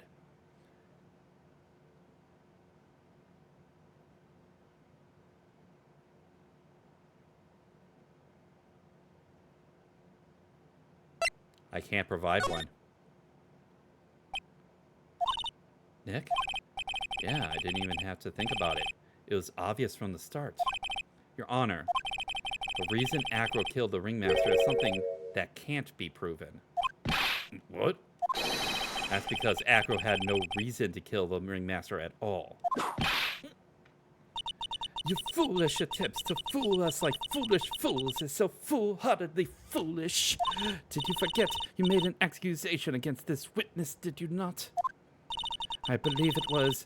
This is the real killer of Russell Berry, ringmaster. If you want to jump to the end of things, then yes, that sounds about right. The end of things? Acro. You didn't plan to kill the ringmaster at all, did you? The ringmaster wasn't your target that night. What did you just say? I'm saying that the target of this witness's murderous plot was not the ringmaster. Because it was never his intention to kill Russell Berry to begin with. What? Order, order. Bailiff, I don't care who it is. Smack anyone who's loud in the face. Twice if you must. Who's loud in the face? Huh. Mr. Wright, what in the world are you trying to do in my court? Mr. Phoenix Wright, what in the world are you trying to do in his court? Are you attempting to imply that Acro was trying to kill someone else? Yes. Regina Berry. Take that! Regina Berry? This young girl is the ringmaster's daughter, correct? Acro. You were really aiming for her that night, weren't you? Objection! You don't need to answer that. It is a mean-spirited leading question. Objection! He could easily answer this question. If I'm wrong, all he has to say is you're wrong. That's it. That's it, Mr. Phoenix Wright. Enough! Mr. Phoenix Wright, allow me to... The only thing allowed to interrupt me is death itself. Huh? And that goes for you too, Mr. Phoenix Wright. Show me evidence, now! I want to know why Acro would want to kill Regina Berry. Yes, me too. I demand to see some proof. Present evidence that proves that Acro is out to kill this young girl. The note. Take that! Acro, you remember this, don't you? It's a piece of paper that we found inside the ringmaster's tailcoat. Inside the victim's tailcoat. Acro wrote this note. It's ironically entitled, "To the Murderer." Its purpose was to call someone to the plaza at 10 p.m. Yep. So you're saying that he would call Russell Berry with that note? Yes, but there's just one little problem. Problem? Acro did indeed place this note into someone's pocket. However, that someone was not the ringmaster.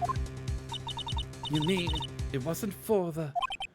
That's exactly what I mean. The person this note was intended for was none other than Regina Berry. Order. Mr. Wright, this little theory of yours. It's the truth, Your Honor. It isn't a theory. Simply put, Regina didn't think the note was meant for her, which is why, the morning of the crime, she placed it on the cafeteria bulletin board. That's when her father, the ringmaster, saw the note? That's correct. The ringmaster ended up in that plaza instead of Regina. And that's when he was killed because of that mistake, instead of Regina. But that's incredible. Remember the testimony that Acro gave us earlier today?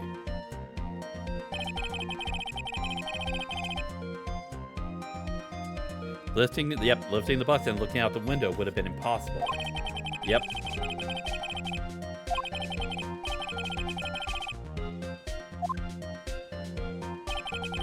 Acro had no idea who it was that arrived in the plaza, because he couldn't look down out of his window to see who it actually was. I've got it. Acro thought it was Regina down in the plaza. And that's when he let the bus fly.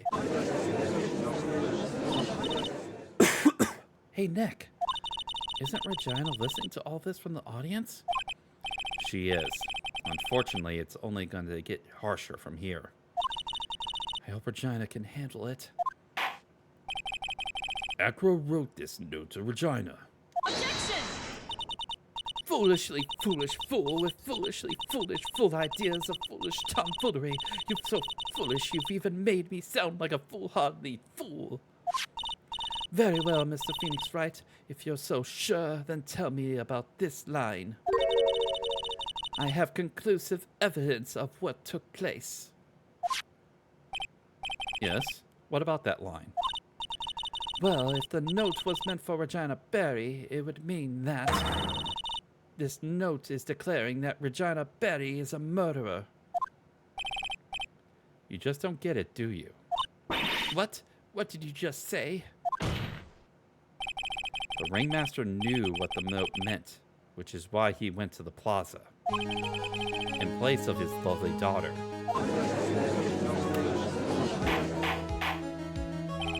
Hold it right there, Mr. Wright. What is this incident that is alluded in the note? The incident 6 months ago. I know all about it. An incident occurred 6 months ago, and now I am more than ready to show this court what happened at that time. Moron. Wait, are you sure that it relates to the present case? It does indeed, Your Honor. Everything in this case has its start in what happened 6 months ago. Really, Nick? I think so. Well, then, if that's the case, then hurry up and tell us about it. What in this conclusive evidence mentioned in the note? I'd certainly like to know what it is. Can't answer that question. The judge is going to think I'm bluffing.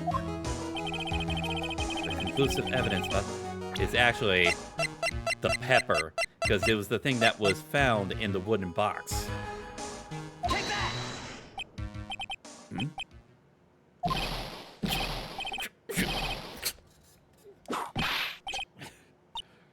What kind of spicy joke is this, Mr. Phoenix Wright?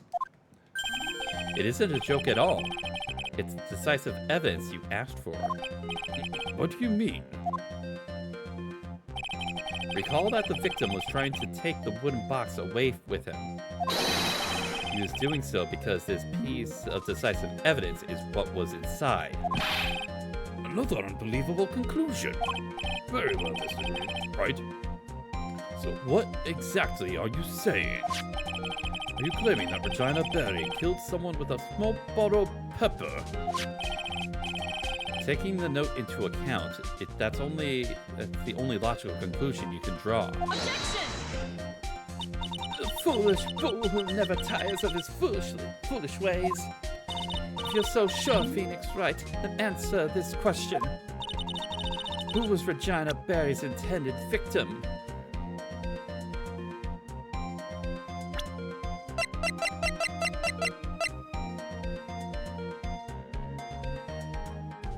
The fact that it was said that these two got along very well makes me sort of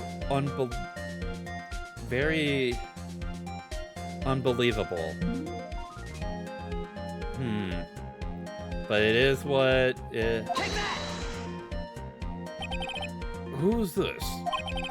That's Acro's younger brother. Objection! What does this prove? His younger brother isn't dead. Technically, that's true. However, Bat has been in a coma for 6 months now. It's not a stretch to see how Acro could feel that his brother is dead. Regina? She did that to him? Do you spend your entire life dreaming up of new ways to be a fool? Naturally, the prosecution has looked into Acro's brother, Sean Dingling. 6 months ago, he was bit by a lion and fell into his current comatose state. A lion? Miss Regina Barry is an animal tamer by trade. However, no tamed animal in that position is ever trained to attack another human. They wouldn't understand the command. Moreover, Miss Regina could never do something like that. It's just not in her. So then what happened to Acro's brother? He's not the victim of an attempted murder. He is the victim of an accident. I see. Now what do we do? No one seems to be going along with your theory. Do you think what happened to Bat was actually an accident? It was more than that. The lion biting Bat was no accident at all. What? You're such an amateur, Mr. Phoenix Wright. There is no way that Regina could ever incite her lion to attack another human being. She may not have incited the lion to attack another human being. But Regina is responsible for making the lion bite Acro's brother Bat.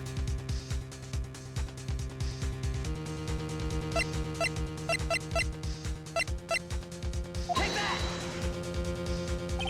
That's just a scarf. Acro.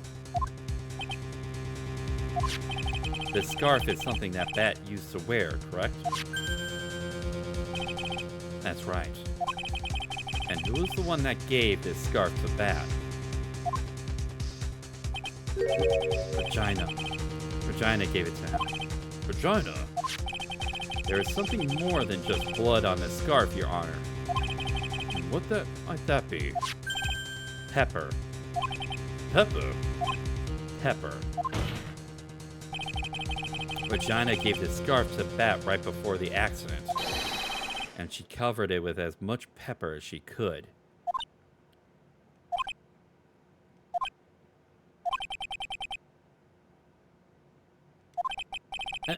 What's with the silent treatment? Excuse me, Mr. Wright. You've done a good job of fingering a criminal. But out of curiosity, what was her crime? Miss Barry gave a pepper-covered scarf to Bat as a present. Where's the crime in that? Still seems like the judge just doesn't get it. Mr. Phoenix Wright, wasn't it said that the lion seemed to be smiling? Smiling? The lion was smiling? Right before Bat was bit by the lion, for a moment the lion's mouth changed and looked like he was smiling. Lions? Smile? I've never heard of them smiling, however. Lions sneeze.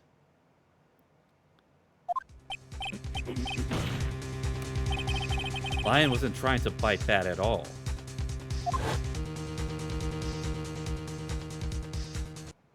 In reality, all he actually did was sneeze.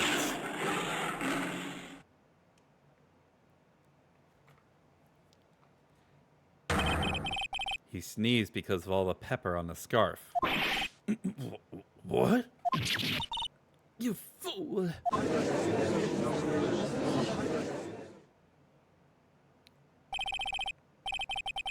You've got to be kidding me. Objection! What is the matter, Miss Von Comma?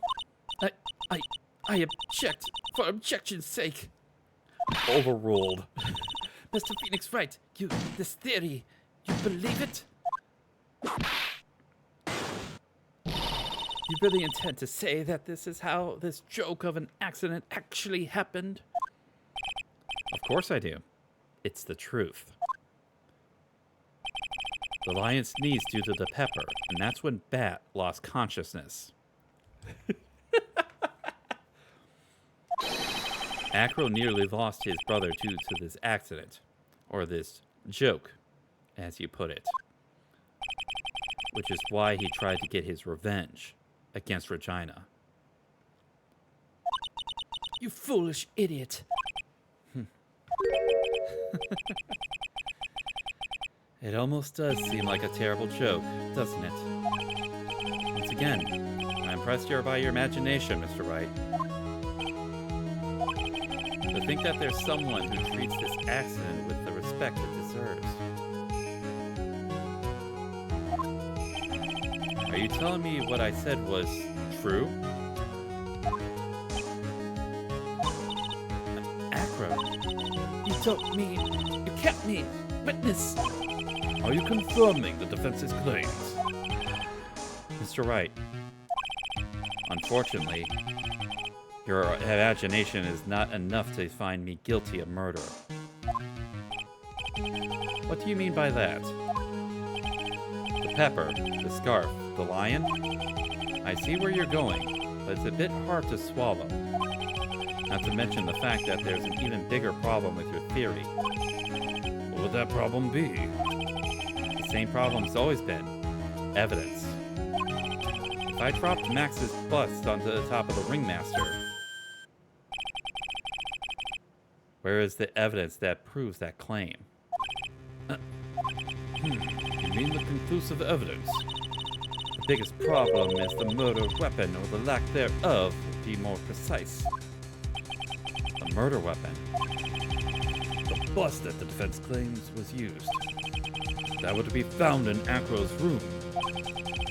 If it was covered with victim's blood, then that would be utterly conclusive in my eyes. Yes, it would be.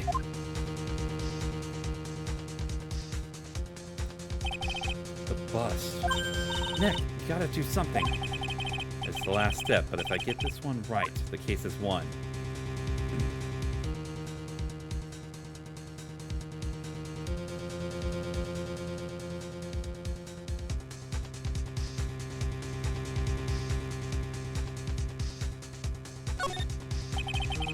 Might be worthwhile to search Acro's room, but why aren't you going to search his room? Looks like you finally figured things out, didn't you?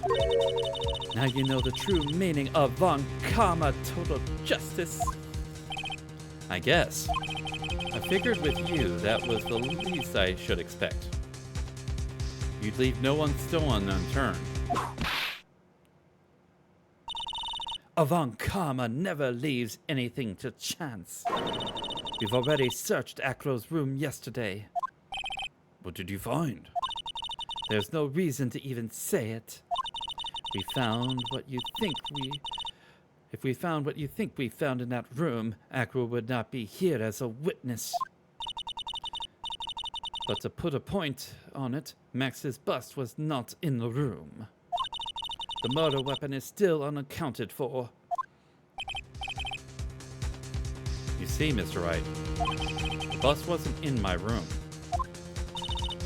Furthermore, Detective Dick Gumshoe executed the search by complete surprise. And we took Acro directly to the prosecutor's office after that. End of story. Just wait a second. Something's funny about all this. Looks like you lack the final nail to put in my coffin. what about the scarf? What about the note? What about them, Mr. Wright? No offense, but the only evidence that is relevant here is that which pertains to the death of the ringmaster. You should know that by now. Do something, Nick. Don't let this case slip away. The bust, where is it now? Where is the bust right now?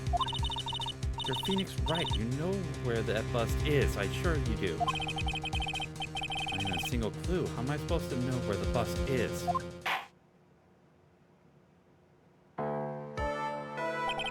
It seems that this case is coming to a close. The defense's counter-argument looks to have fallen short. Thank you for your support. Terribly sorry, Mr. Wright.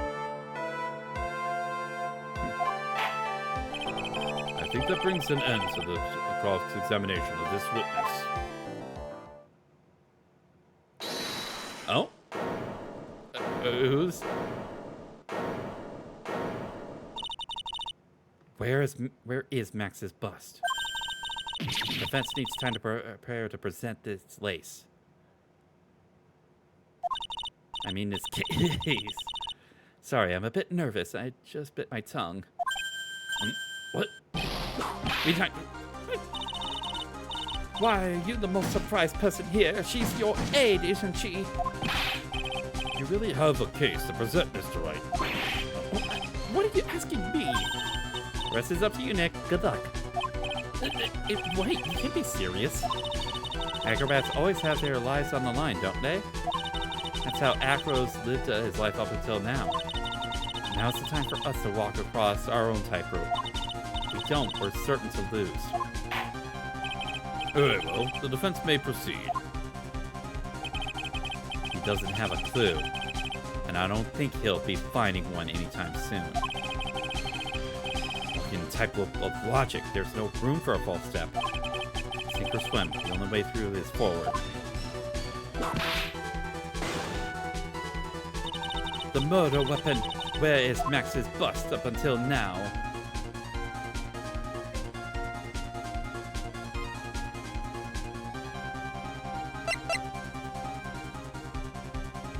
In this courtroom. It's obvious. The bust is inside this very courtroom. It's obviously where? Allow me to pinpoint the location of the bust once and for all. The witness stand. Acro. I'm sorry to ask this, but do you mind if I take the blanket off your wheelchair?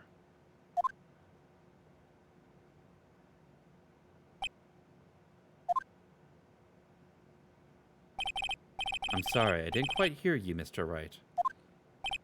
Well, you are a big guy, and you have a pretty big wheelchair because of it. I just wanted to make sure you weren't hiding anything under that blanket. Because it seems to me it'd be really easy to say, hide a bust under there.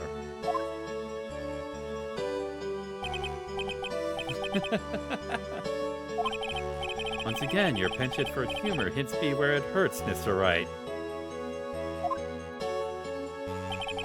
I think it's pretty amazing that you can laugh in your position. However, your lightheartedness doesn't change the fact that the bust is under there. We all know that you can't leave the lodging house by yourself in your condition. That proved inconvenient when Miss Von Karma happened to search your room yesterday. If she had found the murder weapon in your room, it would have been all over. Which is why you had to hide it. The only place that you could hide it. Under your wheelchair. Which is why, Acro, I have to ask you again. Could you please remove the blanket from your lap? Well done, Mr. Wright. Masterfully played.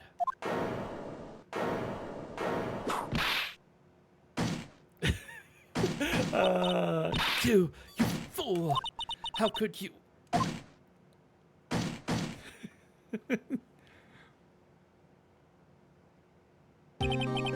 You've got me. I've been bagged by a real pro. Actually, two of them. Two of them. Miss Francisca von Karma, Mr. Phoenix Wright. Skill issue. What? There's just one thing I'd like to know. How did you know to launch the surprise search on my room last night? There were two pieces of decisive evidence, the cloak and the bust. I burned the cloak in my room and threw the ashes away with the trash. Regina always took my trash out every morning, you know. But the bust, obviously, I couldn't throw that away. When you executed your search, all I could do was try and hide the bust. And the only place I could hide it quickly was under this wheelchair.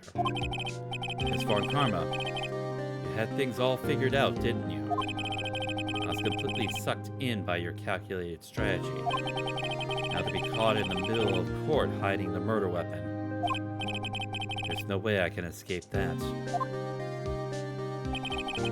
So you've got me. Well done, Mr. Wright. Well done, Miss Von Karma. It all makes sense now. I can't believe that Von Karma thought that far ahead. That's amazing. You definitely couldn't tell by looking at her. I know I sure couldn't. I can't believe it. Me, make a mistake. Why did I order a surprise search of your room before I hadn't done that?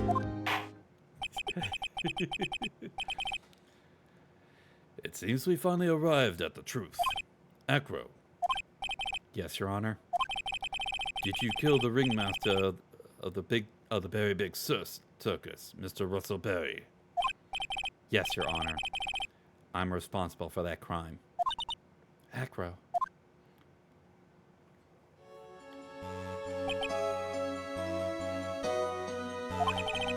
All my brother wanted was for Regina to like him.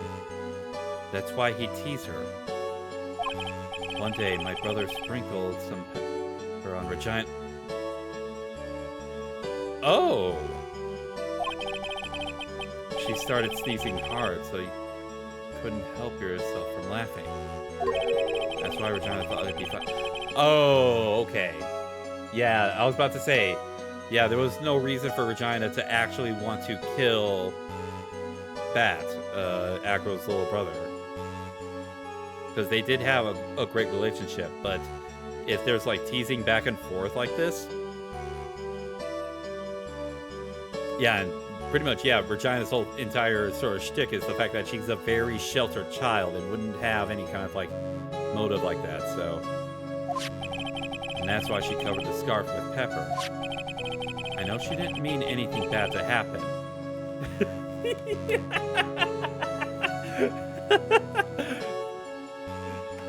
Well, I hope that someone better picks up that phone. Why? Because I fucking called it!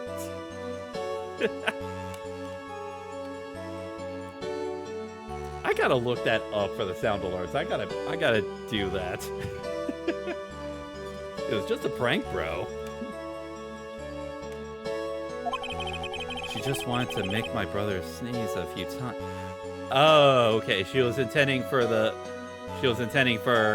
Bat to sneeze because of the pepper, not for Bat to stick his head into the lion and cause the lion to sneeze. Okay. But I just couldn't forgive her, no matter what. What am I truly guilty of? I'm guilty of never, ever being able to understand her. Your brother became a star. Regina believes in that so purely. And she would laugh innocently when saying it. Too innocently. I just couldn't stand it, no matter how hard I tried. That's when you decided to do something about Regina. How dreadful. So are you saying that you are a victim in all of this as well? No. That's not what I mean. I'm nothing but a murderer. That's who I am. At first I thought I'd kill myself. Then I pondered giving myself up. But I couldn't just up and leave. I couldn't. Not yet. That's why I tried to pin this on Max. Max, I'm so sorry. I just couldn't up and leave yet.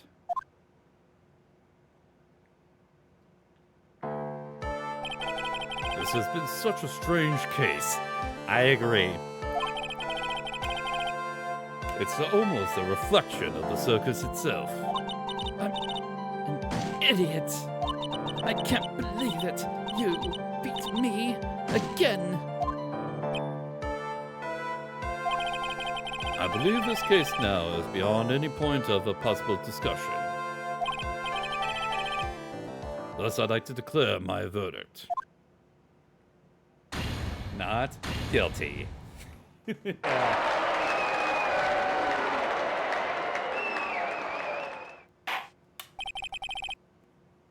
Yeah. This court is adjourned.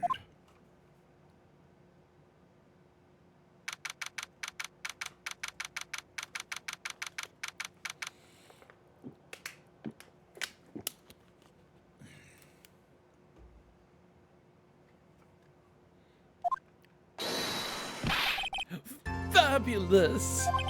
But to be honest, I can't really be too happy about this. Acro, the ringmaster, Regina, and Bat. Not a single one of them was a bad person inside, what, huh?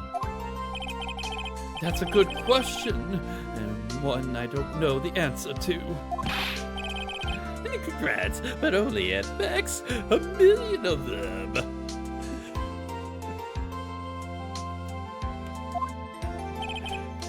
Thank you. What's with the vibe in this room? I'm just thinking about Acro. No. If you worry about people too much, then you'll be like this forever and never be happy. Huh? Oh, God. Yeah, she's bawling out. I'm not even going to attempt her. She's been like this for a while now. It's all my fault. Yeah, someone as sheltered and as naive as her would think like this is...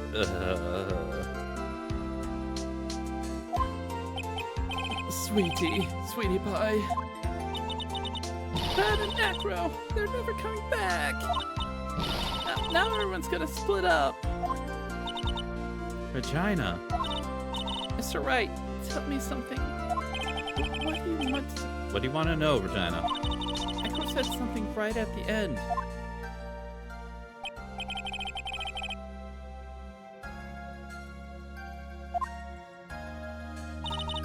Does that mean that Acro...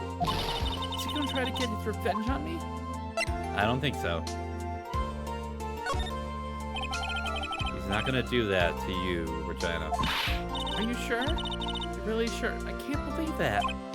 Yep, Acro doesn't have any desire for revenge anymore. He visited his brother the day before. That's true. Then I want to see some evidence.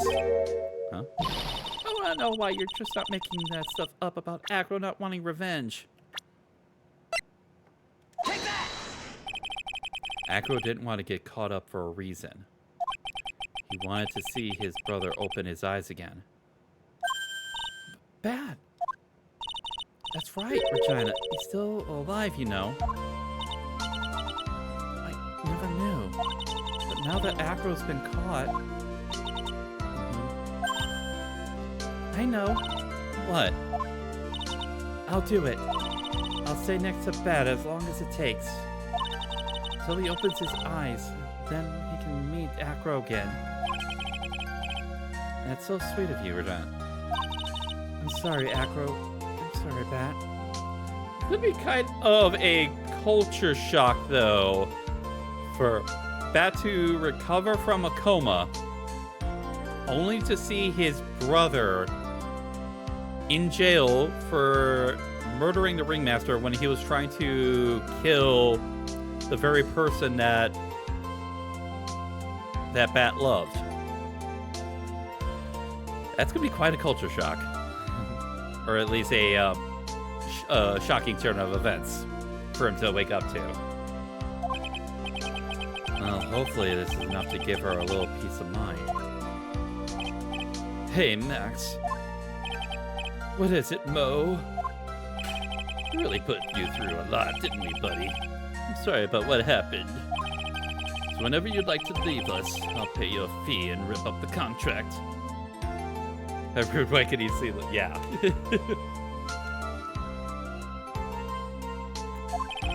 I understand. What a fabulous thing to do for me.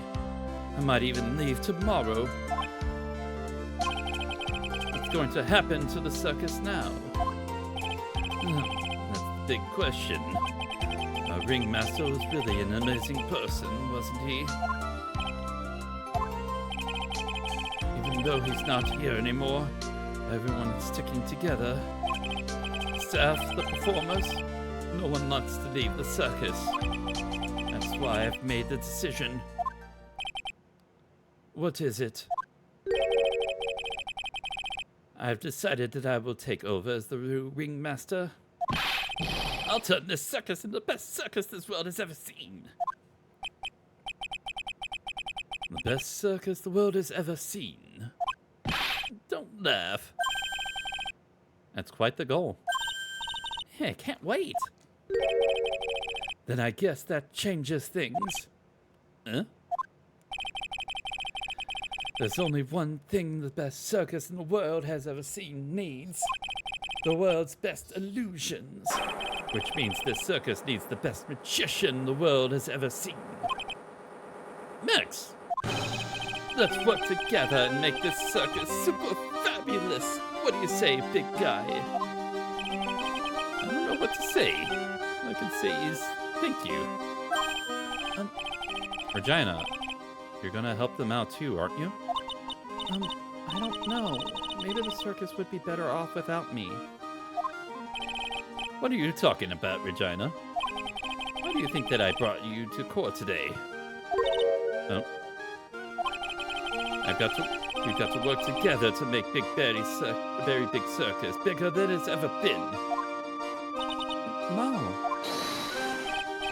Mo's right, sweetie pie. It can't be a very big circus without Regina Berry. Max. Nick. Seems like everything is going to turn out all right here. Can't wait to go see the best circus the world has ever seen. We'll save you the most fabulous seats.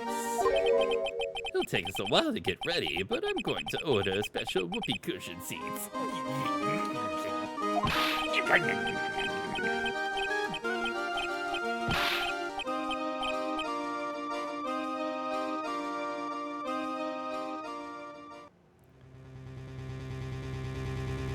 I see.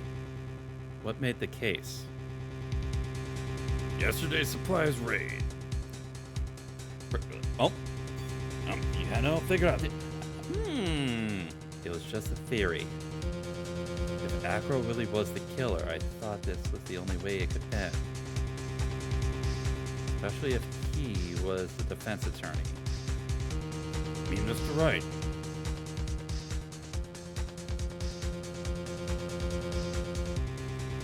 Detective, my plane spots.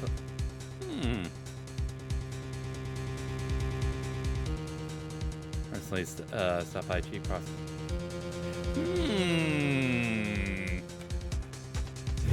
There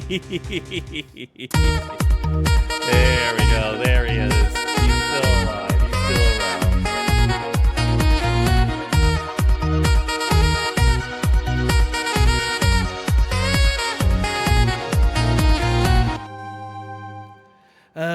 Brand new episode has been added. Episode 4, Farewell, My Turnabout.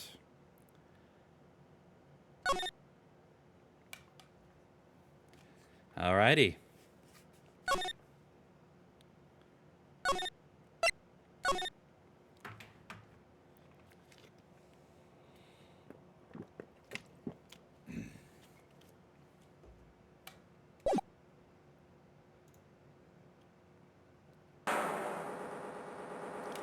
And now, the moment you all been waiting for. Who will be revealed in this year's Grand Prix champion? Who will be our hero of heroes? Oh.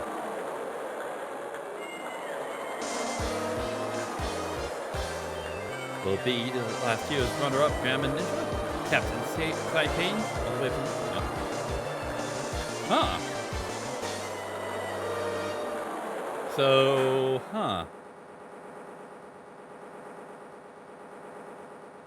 This,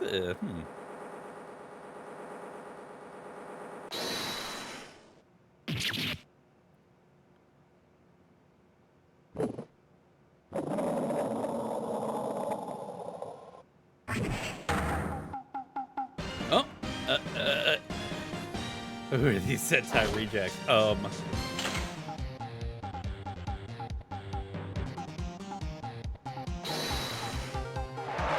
The Nickel Samurai? The Nickel Samurai, huh?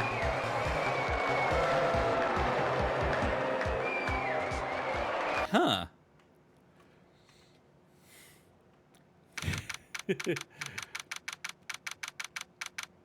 Yep. I'm wondering who the rejects are. Right, yes. Did you hear that, Nick? Did you? The Nickel Samurai, he did it. Yeah, he sure did. Getting too old for this. Ah! Hey, Powers! How's it going? I'm so proud of the guy for doing all the series justice. So the person everyone was cheering for, I guess he got the prize? Yep. You know who you're talking about, right, Pearly? The Nickel Samurai. No, every Sunday I only watch educational channels, Kids Masterpiece Theater. Okay, that's it. From now on, the Nickel Samurai. All the kids watch it. You like the Nickel Samurai too, Mr. Nick? Nah, Nick's an old farts. He's not allowed to watch it anymore. That's right, but I do like Kids Masterpiece Theater. Hey, I didn't know you were so young at heart, Nick. Mr. Nick, you're a grown-up. You're not allowed to watch it anymore. You're supposed to act your age and have interest in that match. Have interest in that match. It's very important. Give it a rest, Pearly. I made the right choice in inviting everyone here. Glad you all having a good time. It's like a dream. Too bad the Jammin' Ninja, though. Last year, he lost to the Pink Princess Warrior, Little Tokyo. Oh my goodness. Oh. I thought this might be his year. Yeah. Oh, hey, did anyone else think that Jammin' Ninja looked a bit different today? Different? What do you mean? Well, he wasn't carrying his bright red guitar. Hey, you're right. Can't you walk around without his signature guitar? Never understand these people in their shows. Anyways, Mr. Powers, thank you very much for tonight. It's nothing. I owe you one. It's just my way of saying thanks. Hey, Nick, come on. It's time to get going to the lobby. There's a post-ceremony stage show that's supposed to start real soon. Then, heard there's going to be a press conference after that.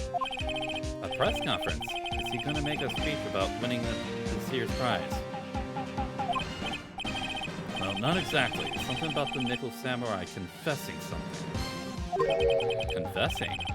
Sounds pretty serious. Nick, come on. You don't want us to be the last ones there, do you? Yeah, Mr. Nick, do you? Why me? The show doesn't even start for another 20 minutes. All right.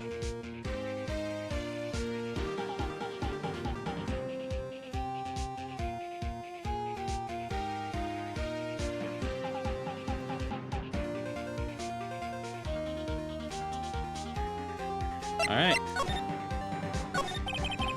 Thank you very much for inviting us today. It was nothing, really.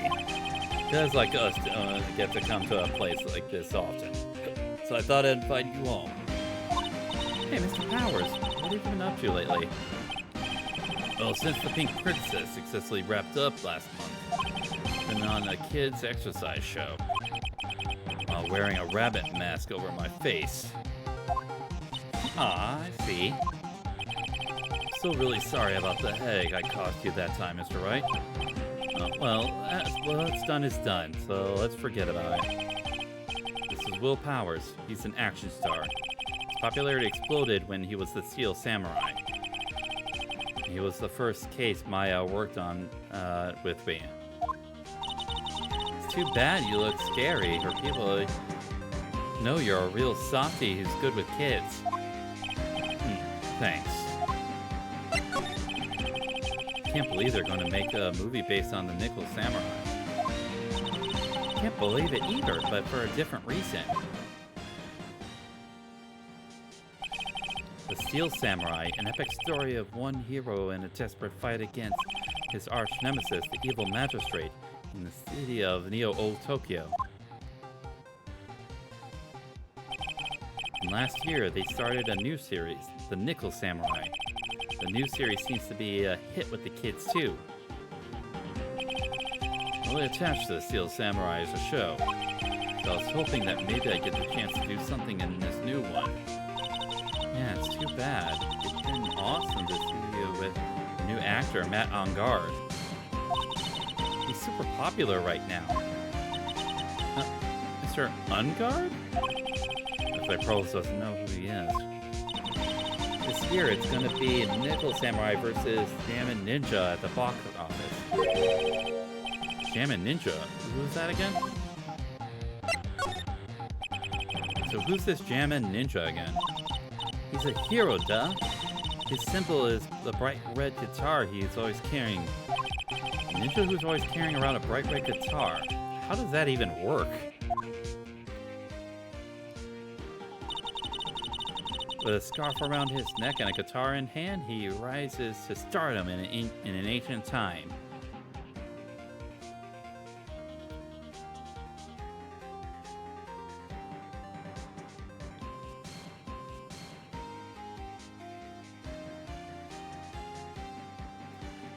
Okay, that is weird.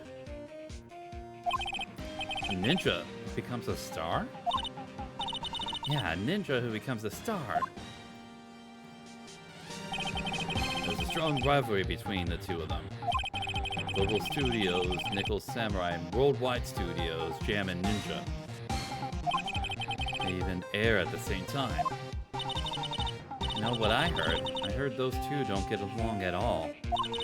Nickel Samurai's on guard is the guy who plays Jammin' Ninja, I mean? Nickel Samurai speaks French? Oh, you mean Bat on Guard, the actor.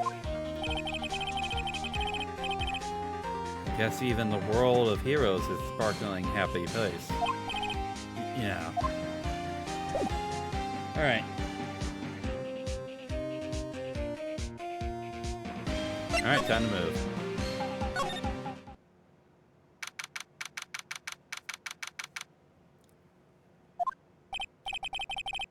Wow, what is with this place?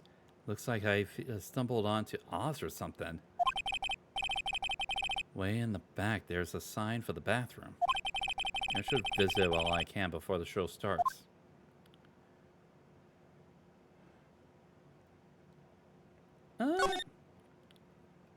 Let's examine some stuff.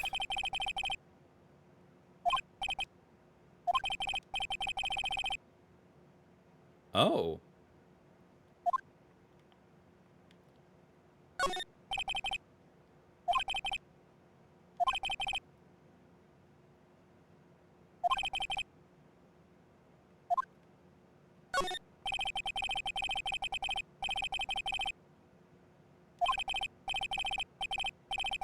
Company's fan club.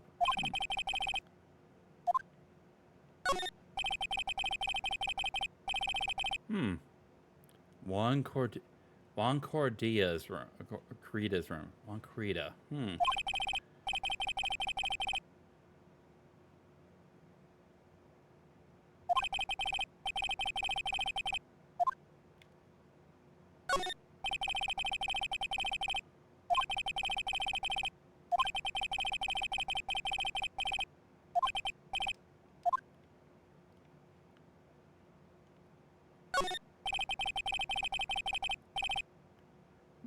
Okay, so yeah, Matt on guard is here.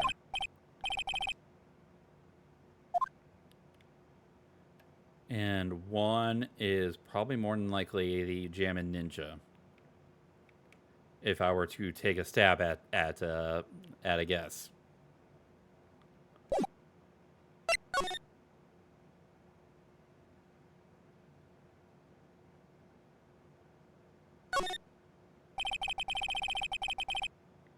Sounds like the post-ceremony show is about to start.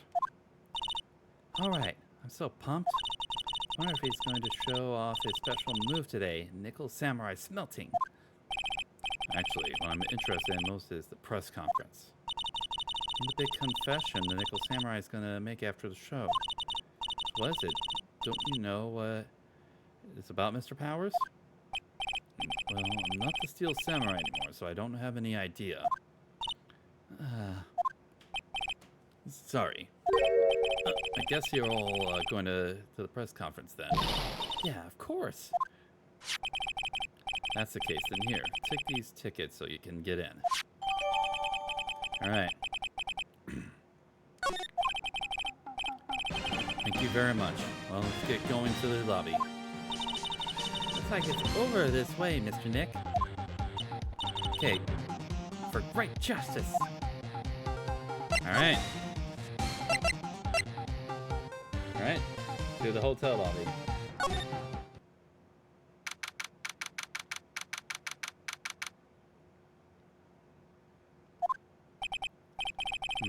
Only real gaudy hotel would have such a large gaudy lobby to match. I think they're going to have the post-ceremony show over there. They're using a compact stage, I see. Oh, I'm all ready to use my special samurai power. I look, she's ready to start a fight. Your attention, please. Your attention, please. The Nickel Samurai's post-ceremony stage show will not be held tonight due to unforeseen Oh. Why? You didn't have to pinch me. Pinch yourself if you don't believe it. We are asking for everyone's cooperation at this time. So please stay where you are. This is a special request from the police. Oh, okay. Yep. The police? Did they say just say the police? You want me to go check out what's going on? Wait, I'll come with you. Freeze! You two, didn't you just hear the announcement just now? Oh, that voice. I heard that voice somewhere before.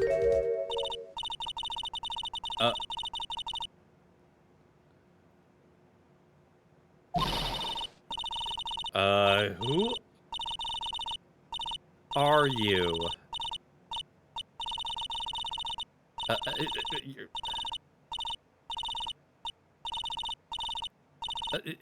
You're going out. Non-stop chatter. Can't be. Oh, God damn it. God damn it. It really is her. No,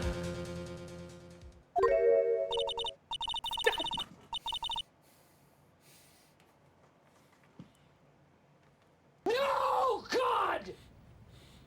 No, God, please, no! No! No! Why are you here? I know you were involved with the Will Powers case. But why are you here? Why? Why? Why do you have to?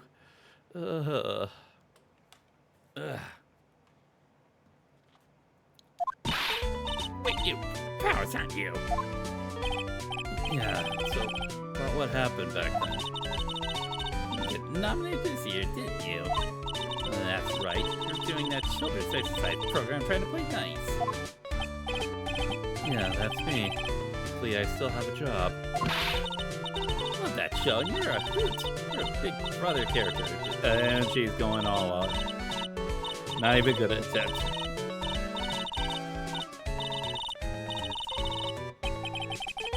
What are you doing here?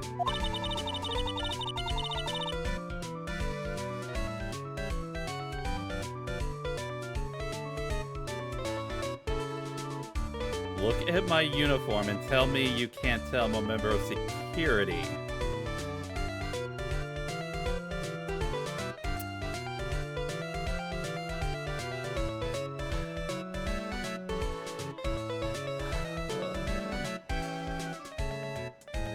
I don't get paid enough for this. I don't get paid enough for this. I really don't. I don't.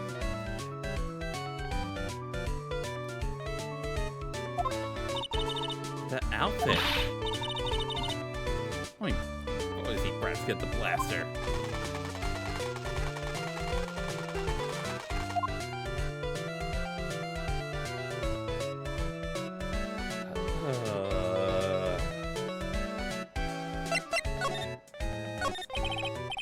Miss Oldbag, what are you doing here? What happened to your position at the local studios?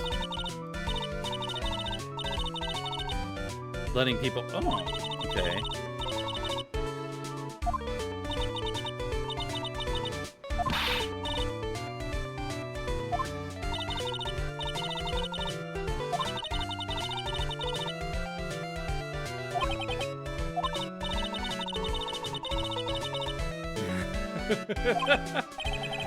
I plead the fifth.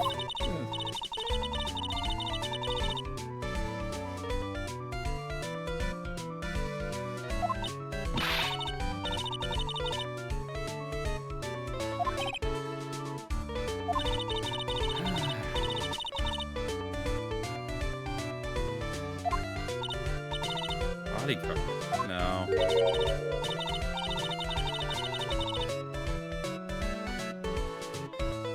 Don't. I gotta get off of that. Never make that face ever again. Please.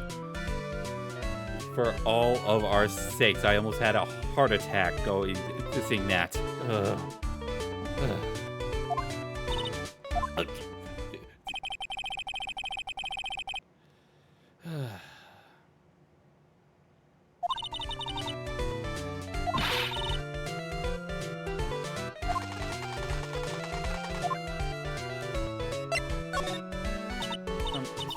Did something happen? I have all the details, but it looks like another one of those incidents happened again.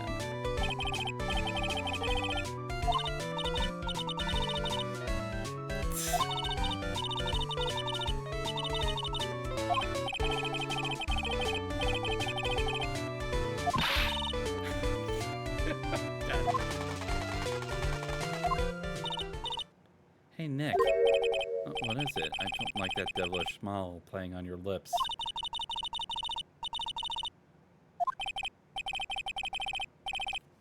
Yeah.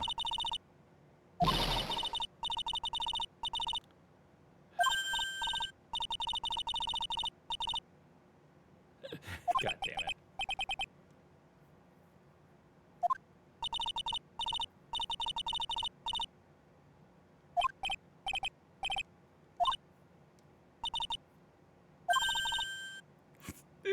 God damn it.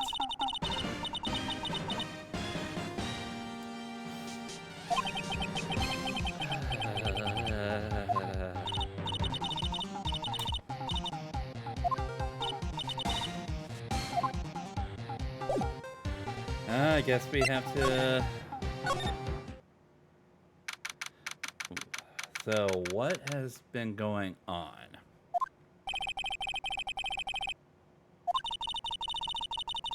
It's...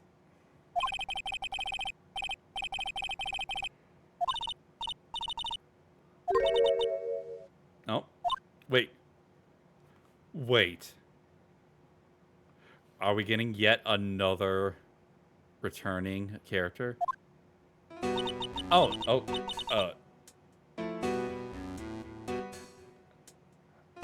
who are you? I was expecting the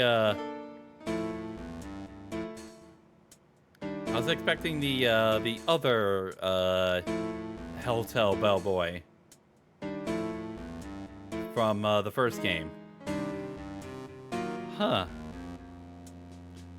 The one that served April May her coffee. Or was it tea? It might have been tea. Are you by chance Miss Maya Fey? Yeah, that's me. You have a phone call waiting for you at the front desk. A call? I wonder if it's someone from Turing Village. What's wrong, Miss Maya? Nothing. You guys go on ahead. I'll be right there, okay? Okay. Right this way, Miss Fey. Let's go look somewhere else now, Mr. Nick. Yeah, okay. It's a little exciting, a little scary. Let's take a look at some stuff here before we move.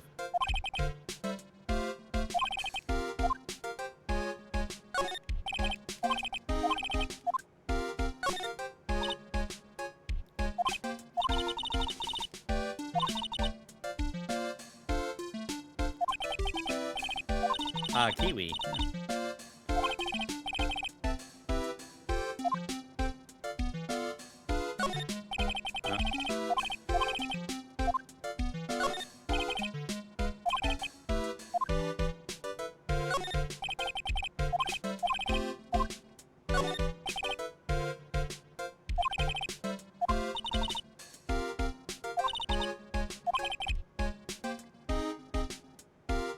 Oh, nice.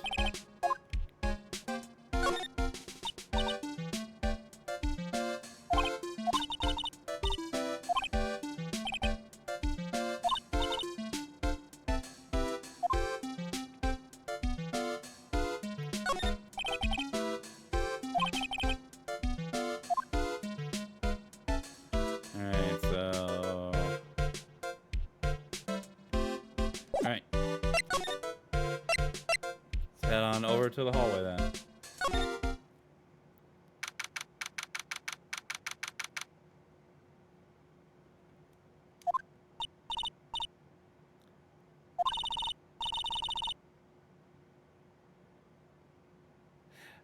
I told you, I give the people the info they want, which means I've got the right to know. Nope, don't care who you are, pal. We're still investigating you, so you can't go in. What's your problem? Just you wait. It'll be all over in the morning paper. Scruffy detective secret scandal revealed. You'll see, I'll get you back. Those two sound pretty serious. That southern accent can only mean... Hey, Wright! That's Lotta. Hey, Lotta. Come on, do a gal a favor and tell this cop I'm just doing my job and I got rights. Not you.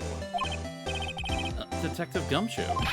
Hey, pal, help a guy out. Tell her that only the police are allowed here. This is the scene of a murder, so she should lead this to the pros. A murder? Ah, shoot, me and my big mouth. See, I knew it. My gut instinct told me so. I always trust my gut. A murder, it said. And that's what it is, a genuine murder. Hey, wait. Yeah, a murder! Of a big star, no less. Oh man, I'm in trouble now. Gumshoe, what happened? So, Detective Gumshoe, a murder? No, that's not it. Got my facts messed up for a second there, pal. Mr. Nick? Is the dead person the Nickel Samurai?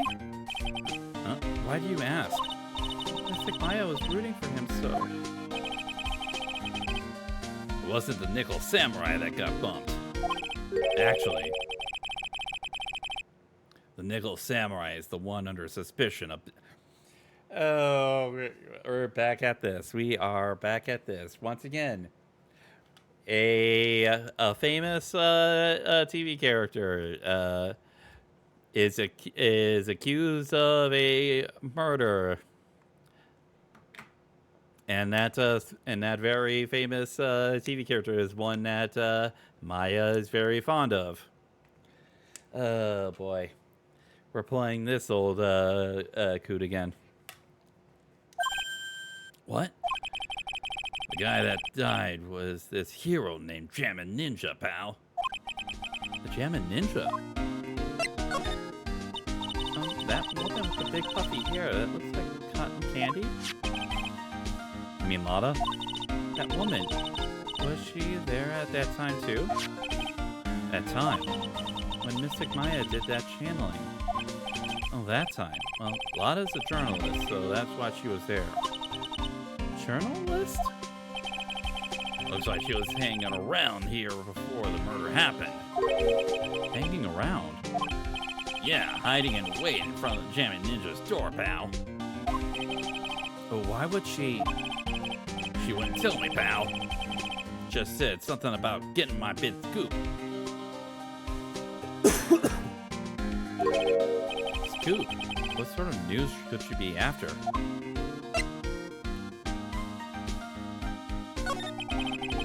So the victim was the Jamming Ninja? Mr. Jamming Ninja. It was a real popular rival TV show to the Nickel Samurai. Oh. The victim was action star Juan Corrida. Okay. Yep, I pretty much figured. Juan Corrida. He got a huge push and rode the express train to stardom. I mean, even I know who he is. Yeah, I even recognized his face. I heard lately that Matt on guard's been taking the wind out of his sail.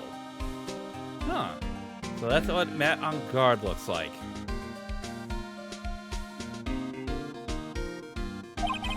I'm telling you, pal, as far as who's popular, those two are hogging all the limelight. Guess there's no space for Mr. Powers at all, huh? Poor guy. Mr. On guard, huh? That's the Nickel Samurai, right? Yeah, I mean, no. You gotta say it with more the Nickel Samurai.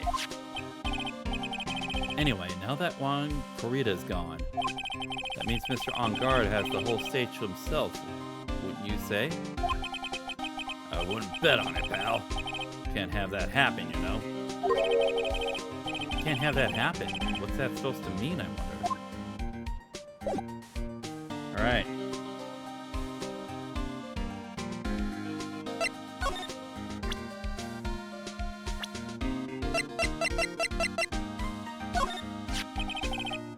Nickel Samurai. He really took the Grand Prix tonight. Maya's a big fan of his. Really? Oh, I'm sorry then. Why are you sorry? Man on guard was just arrested, pal. On suspicion of murdering Juan Corrida. What?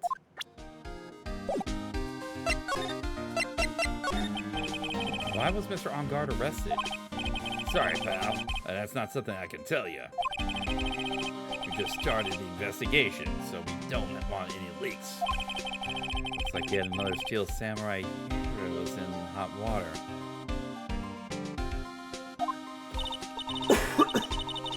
Mr. Nick, if Mystic Maya knew about this... Yeah, I know. She made me take this case, I know.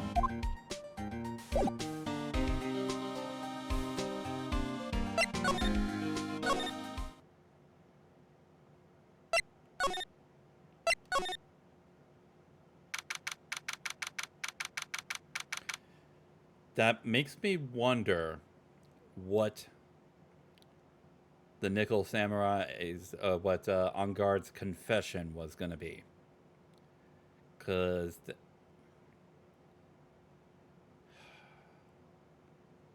that could be a perfect device to sort of like frame a person like that. Hey, so what's going on, Mr. Wright? Looks like Juan Corrida has been killed. What? Juan, he's... Looks like he was murdered, and a suspect was arrested. That suspect is Mr. Matt on guard. You're joking, right? Nope, they arrested Nickel Samurai on suspicion of murdering the Jammin' Ninja. Not again. I feel sick.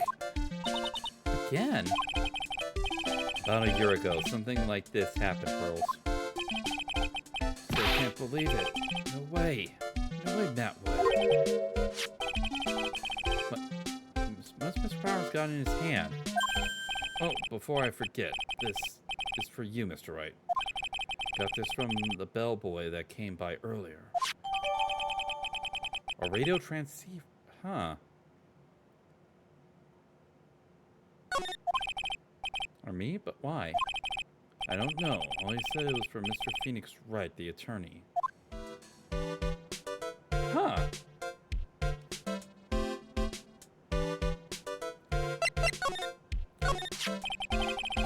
Matt is the most energetic and active actor out there right now.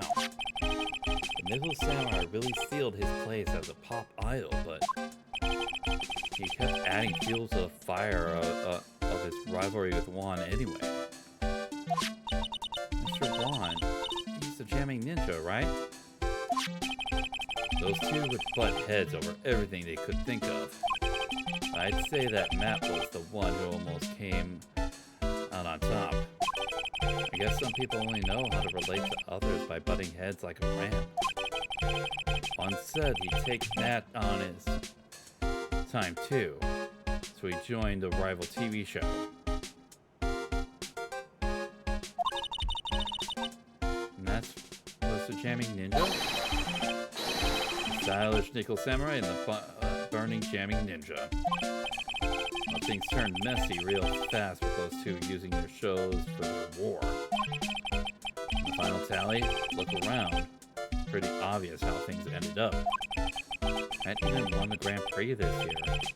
Final win over his rival, I guess. So then why, if it was that just simply that, just a rivalry that they were butting heads over, and Matt was the one that came out on top, why then would Matt then kill the person that he already bested?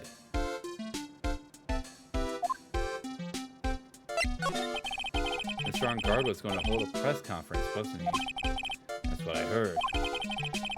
So if you wanted to get technical about it, it was the Nickel Samurai's conference.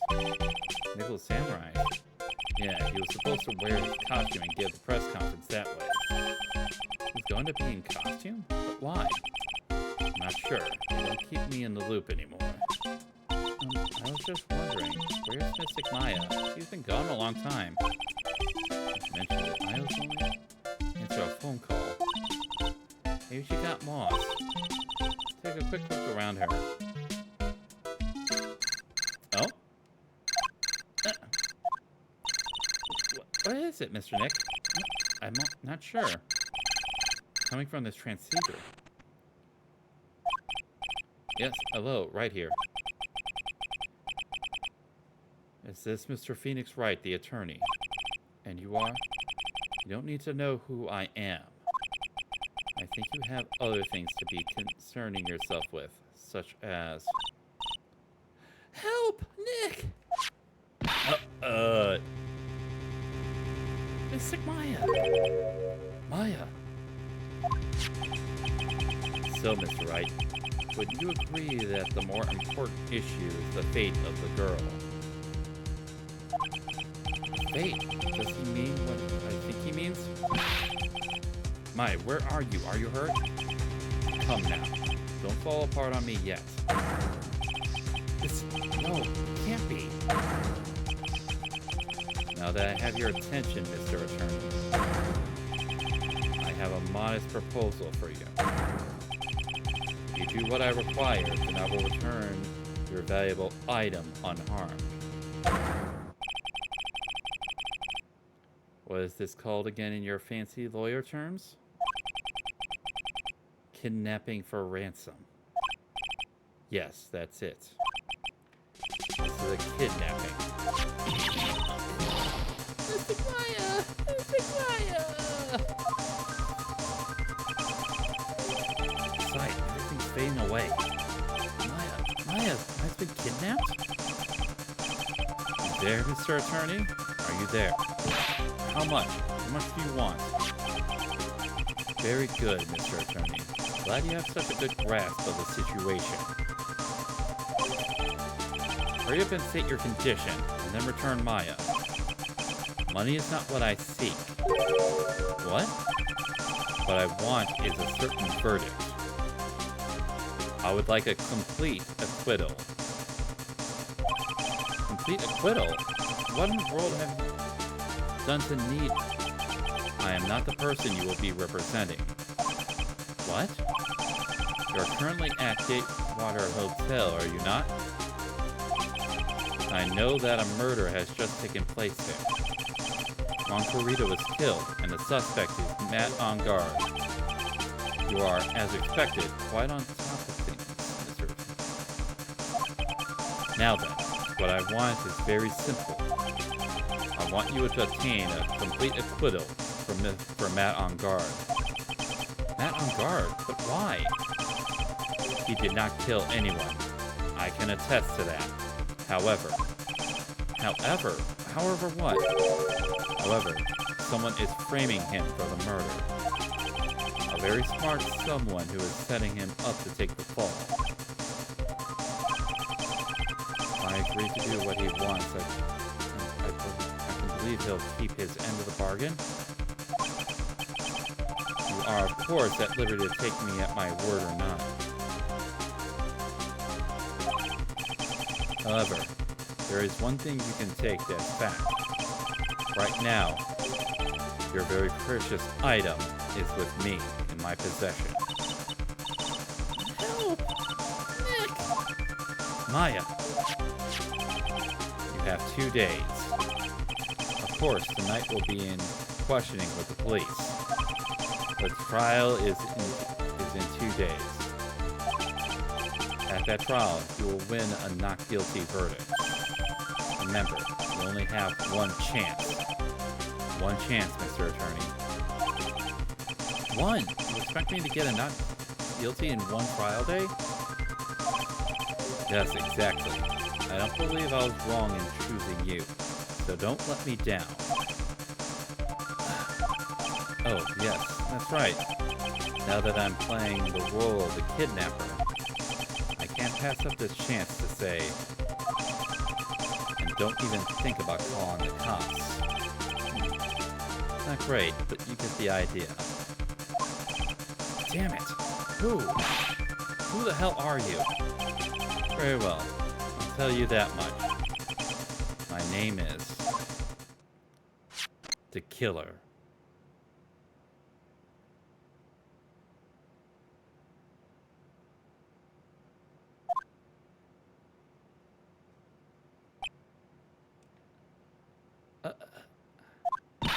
Mr. Nick, where's Mystic Maya? She's been kidnapped. No, it's all my fault. Why I got him at Mystic Maya? It's not your fault, Pearls. It is Mystic Maya. Mr. Wright, I think we should tell the police what's going on. No, we can't do that. If we do, who knows what will happen to Maya. Mr. Nick, what about the detective we saw earlier? Detective Gumshoe. Yeah, that's it. Wait here. I'll be right back. Alright. Take care of Pearl while you're away. What? Ransom? Not so loud. Ransom is complete acquittal for Matt on guard. Wait. The deal is complete acquittal in exchange for Maya, you mean? Then this means that, Matt. Guard is obviously the killer, pal. No doubt about it. But the guy said that Mr. Ongard is innocent.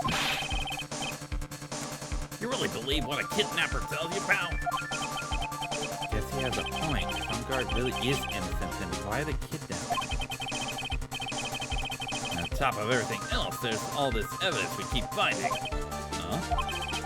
Forensics team's having a field day back there. But it's strange. There's so much evidence, it feels like something's wrong. There's too much evidence? Is that possible? Actually, didn't the kidnapper say something about Ongard being set up? Anyway, looks like you won't be leaving here tonight, pal. Just sit tight and cooperate with the investigation. Tomorrow you can start yours. Alright. Is there another way? You've also got to be careful about pushing the kidnapper the wrong way. Right. Okay.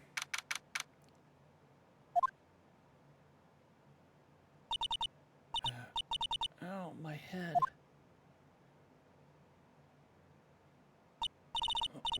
Where am I? I wonder if I'm still in that hotel. What happened to me? Nick, Pearly. Come on, you guys. This isn't funny anymore. Oh. I see you have awoken. Who are you? Me? I'm known as the Killer. The Killer? You mean like an assassin? I'm too young to die. Don't worry. You are not my target. For now, anyway. Where are you? Help me! Yes, that's right. Only one person can save you now, and that is Mr. Phoenix Wright. Huh? What, Nick? Nick's gonna save me? Calm down and be a good girl. Think of this as a business transaction. A business transaction? I'm going to contact him now. I hope you'll cooperate and play your assigned role well. Nick, what's going to happen to me? Nick, Pearly, Sis.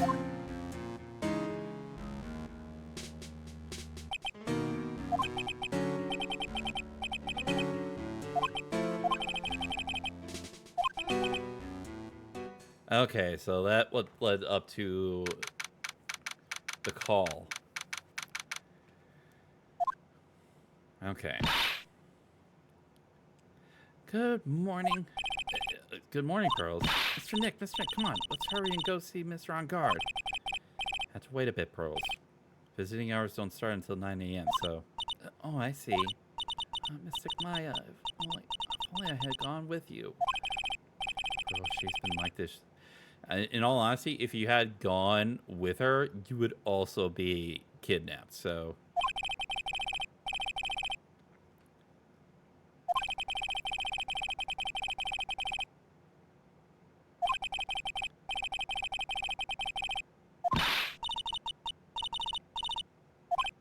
yeah.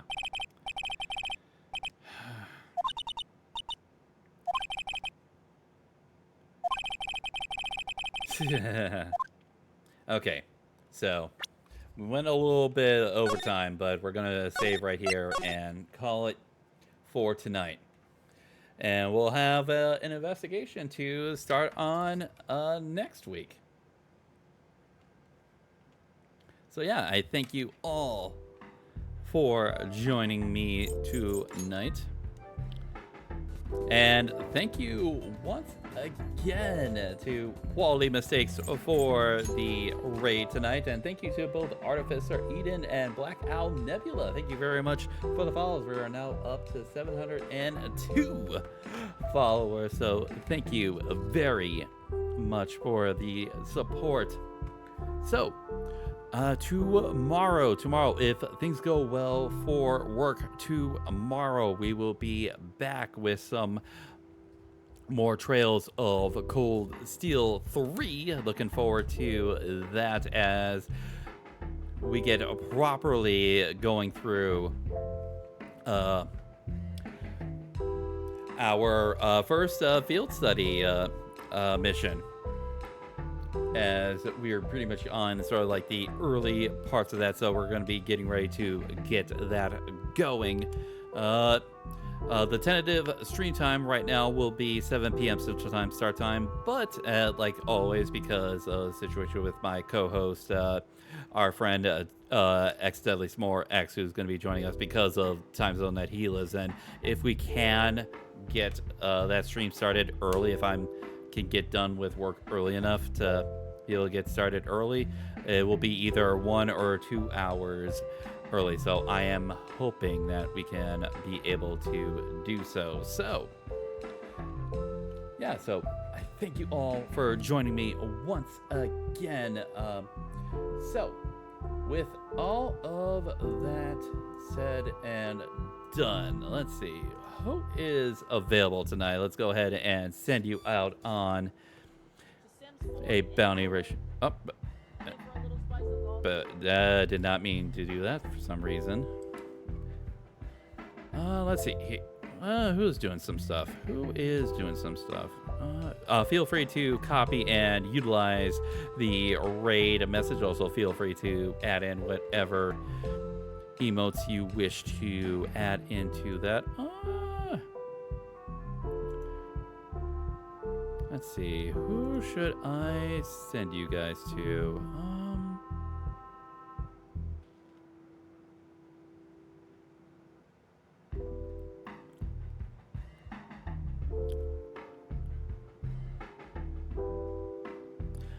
Let's send you on to...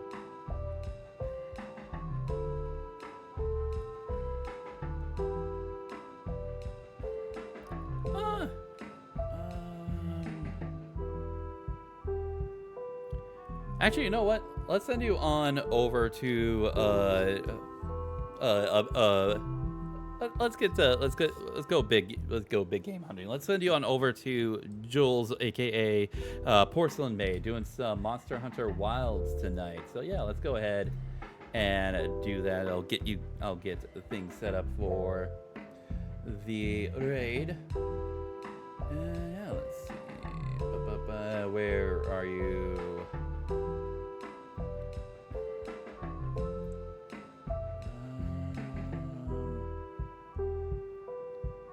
There you are. So if you guys would like to join us on this bounty mission, giving love and support to awesome streamers out there, I would very much appreciate it. You can join us for that. So with all that said and done, hope you all had a wonderful day. Hope you all enjoyed the stream. Have fun, take care, and God bless to you all. Have a wonderful night, everyone. Time to send you out on your bounty mission. See you all next time. Bye, everybody.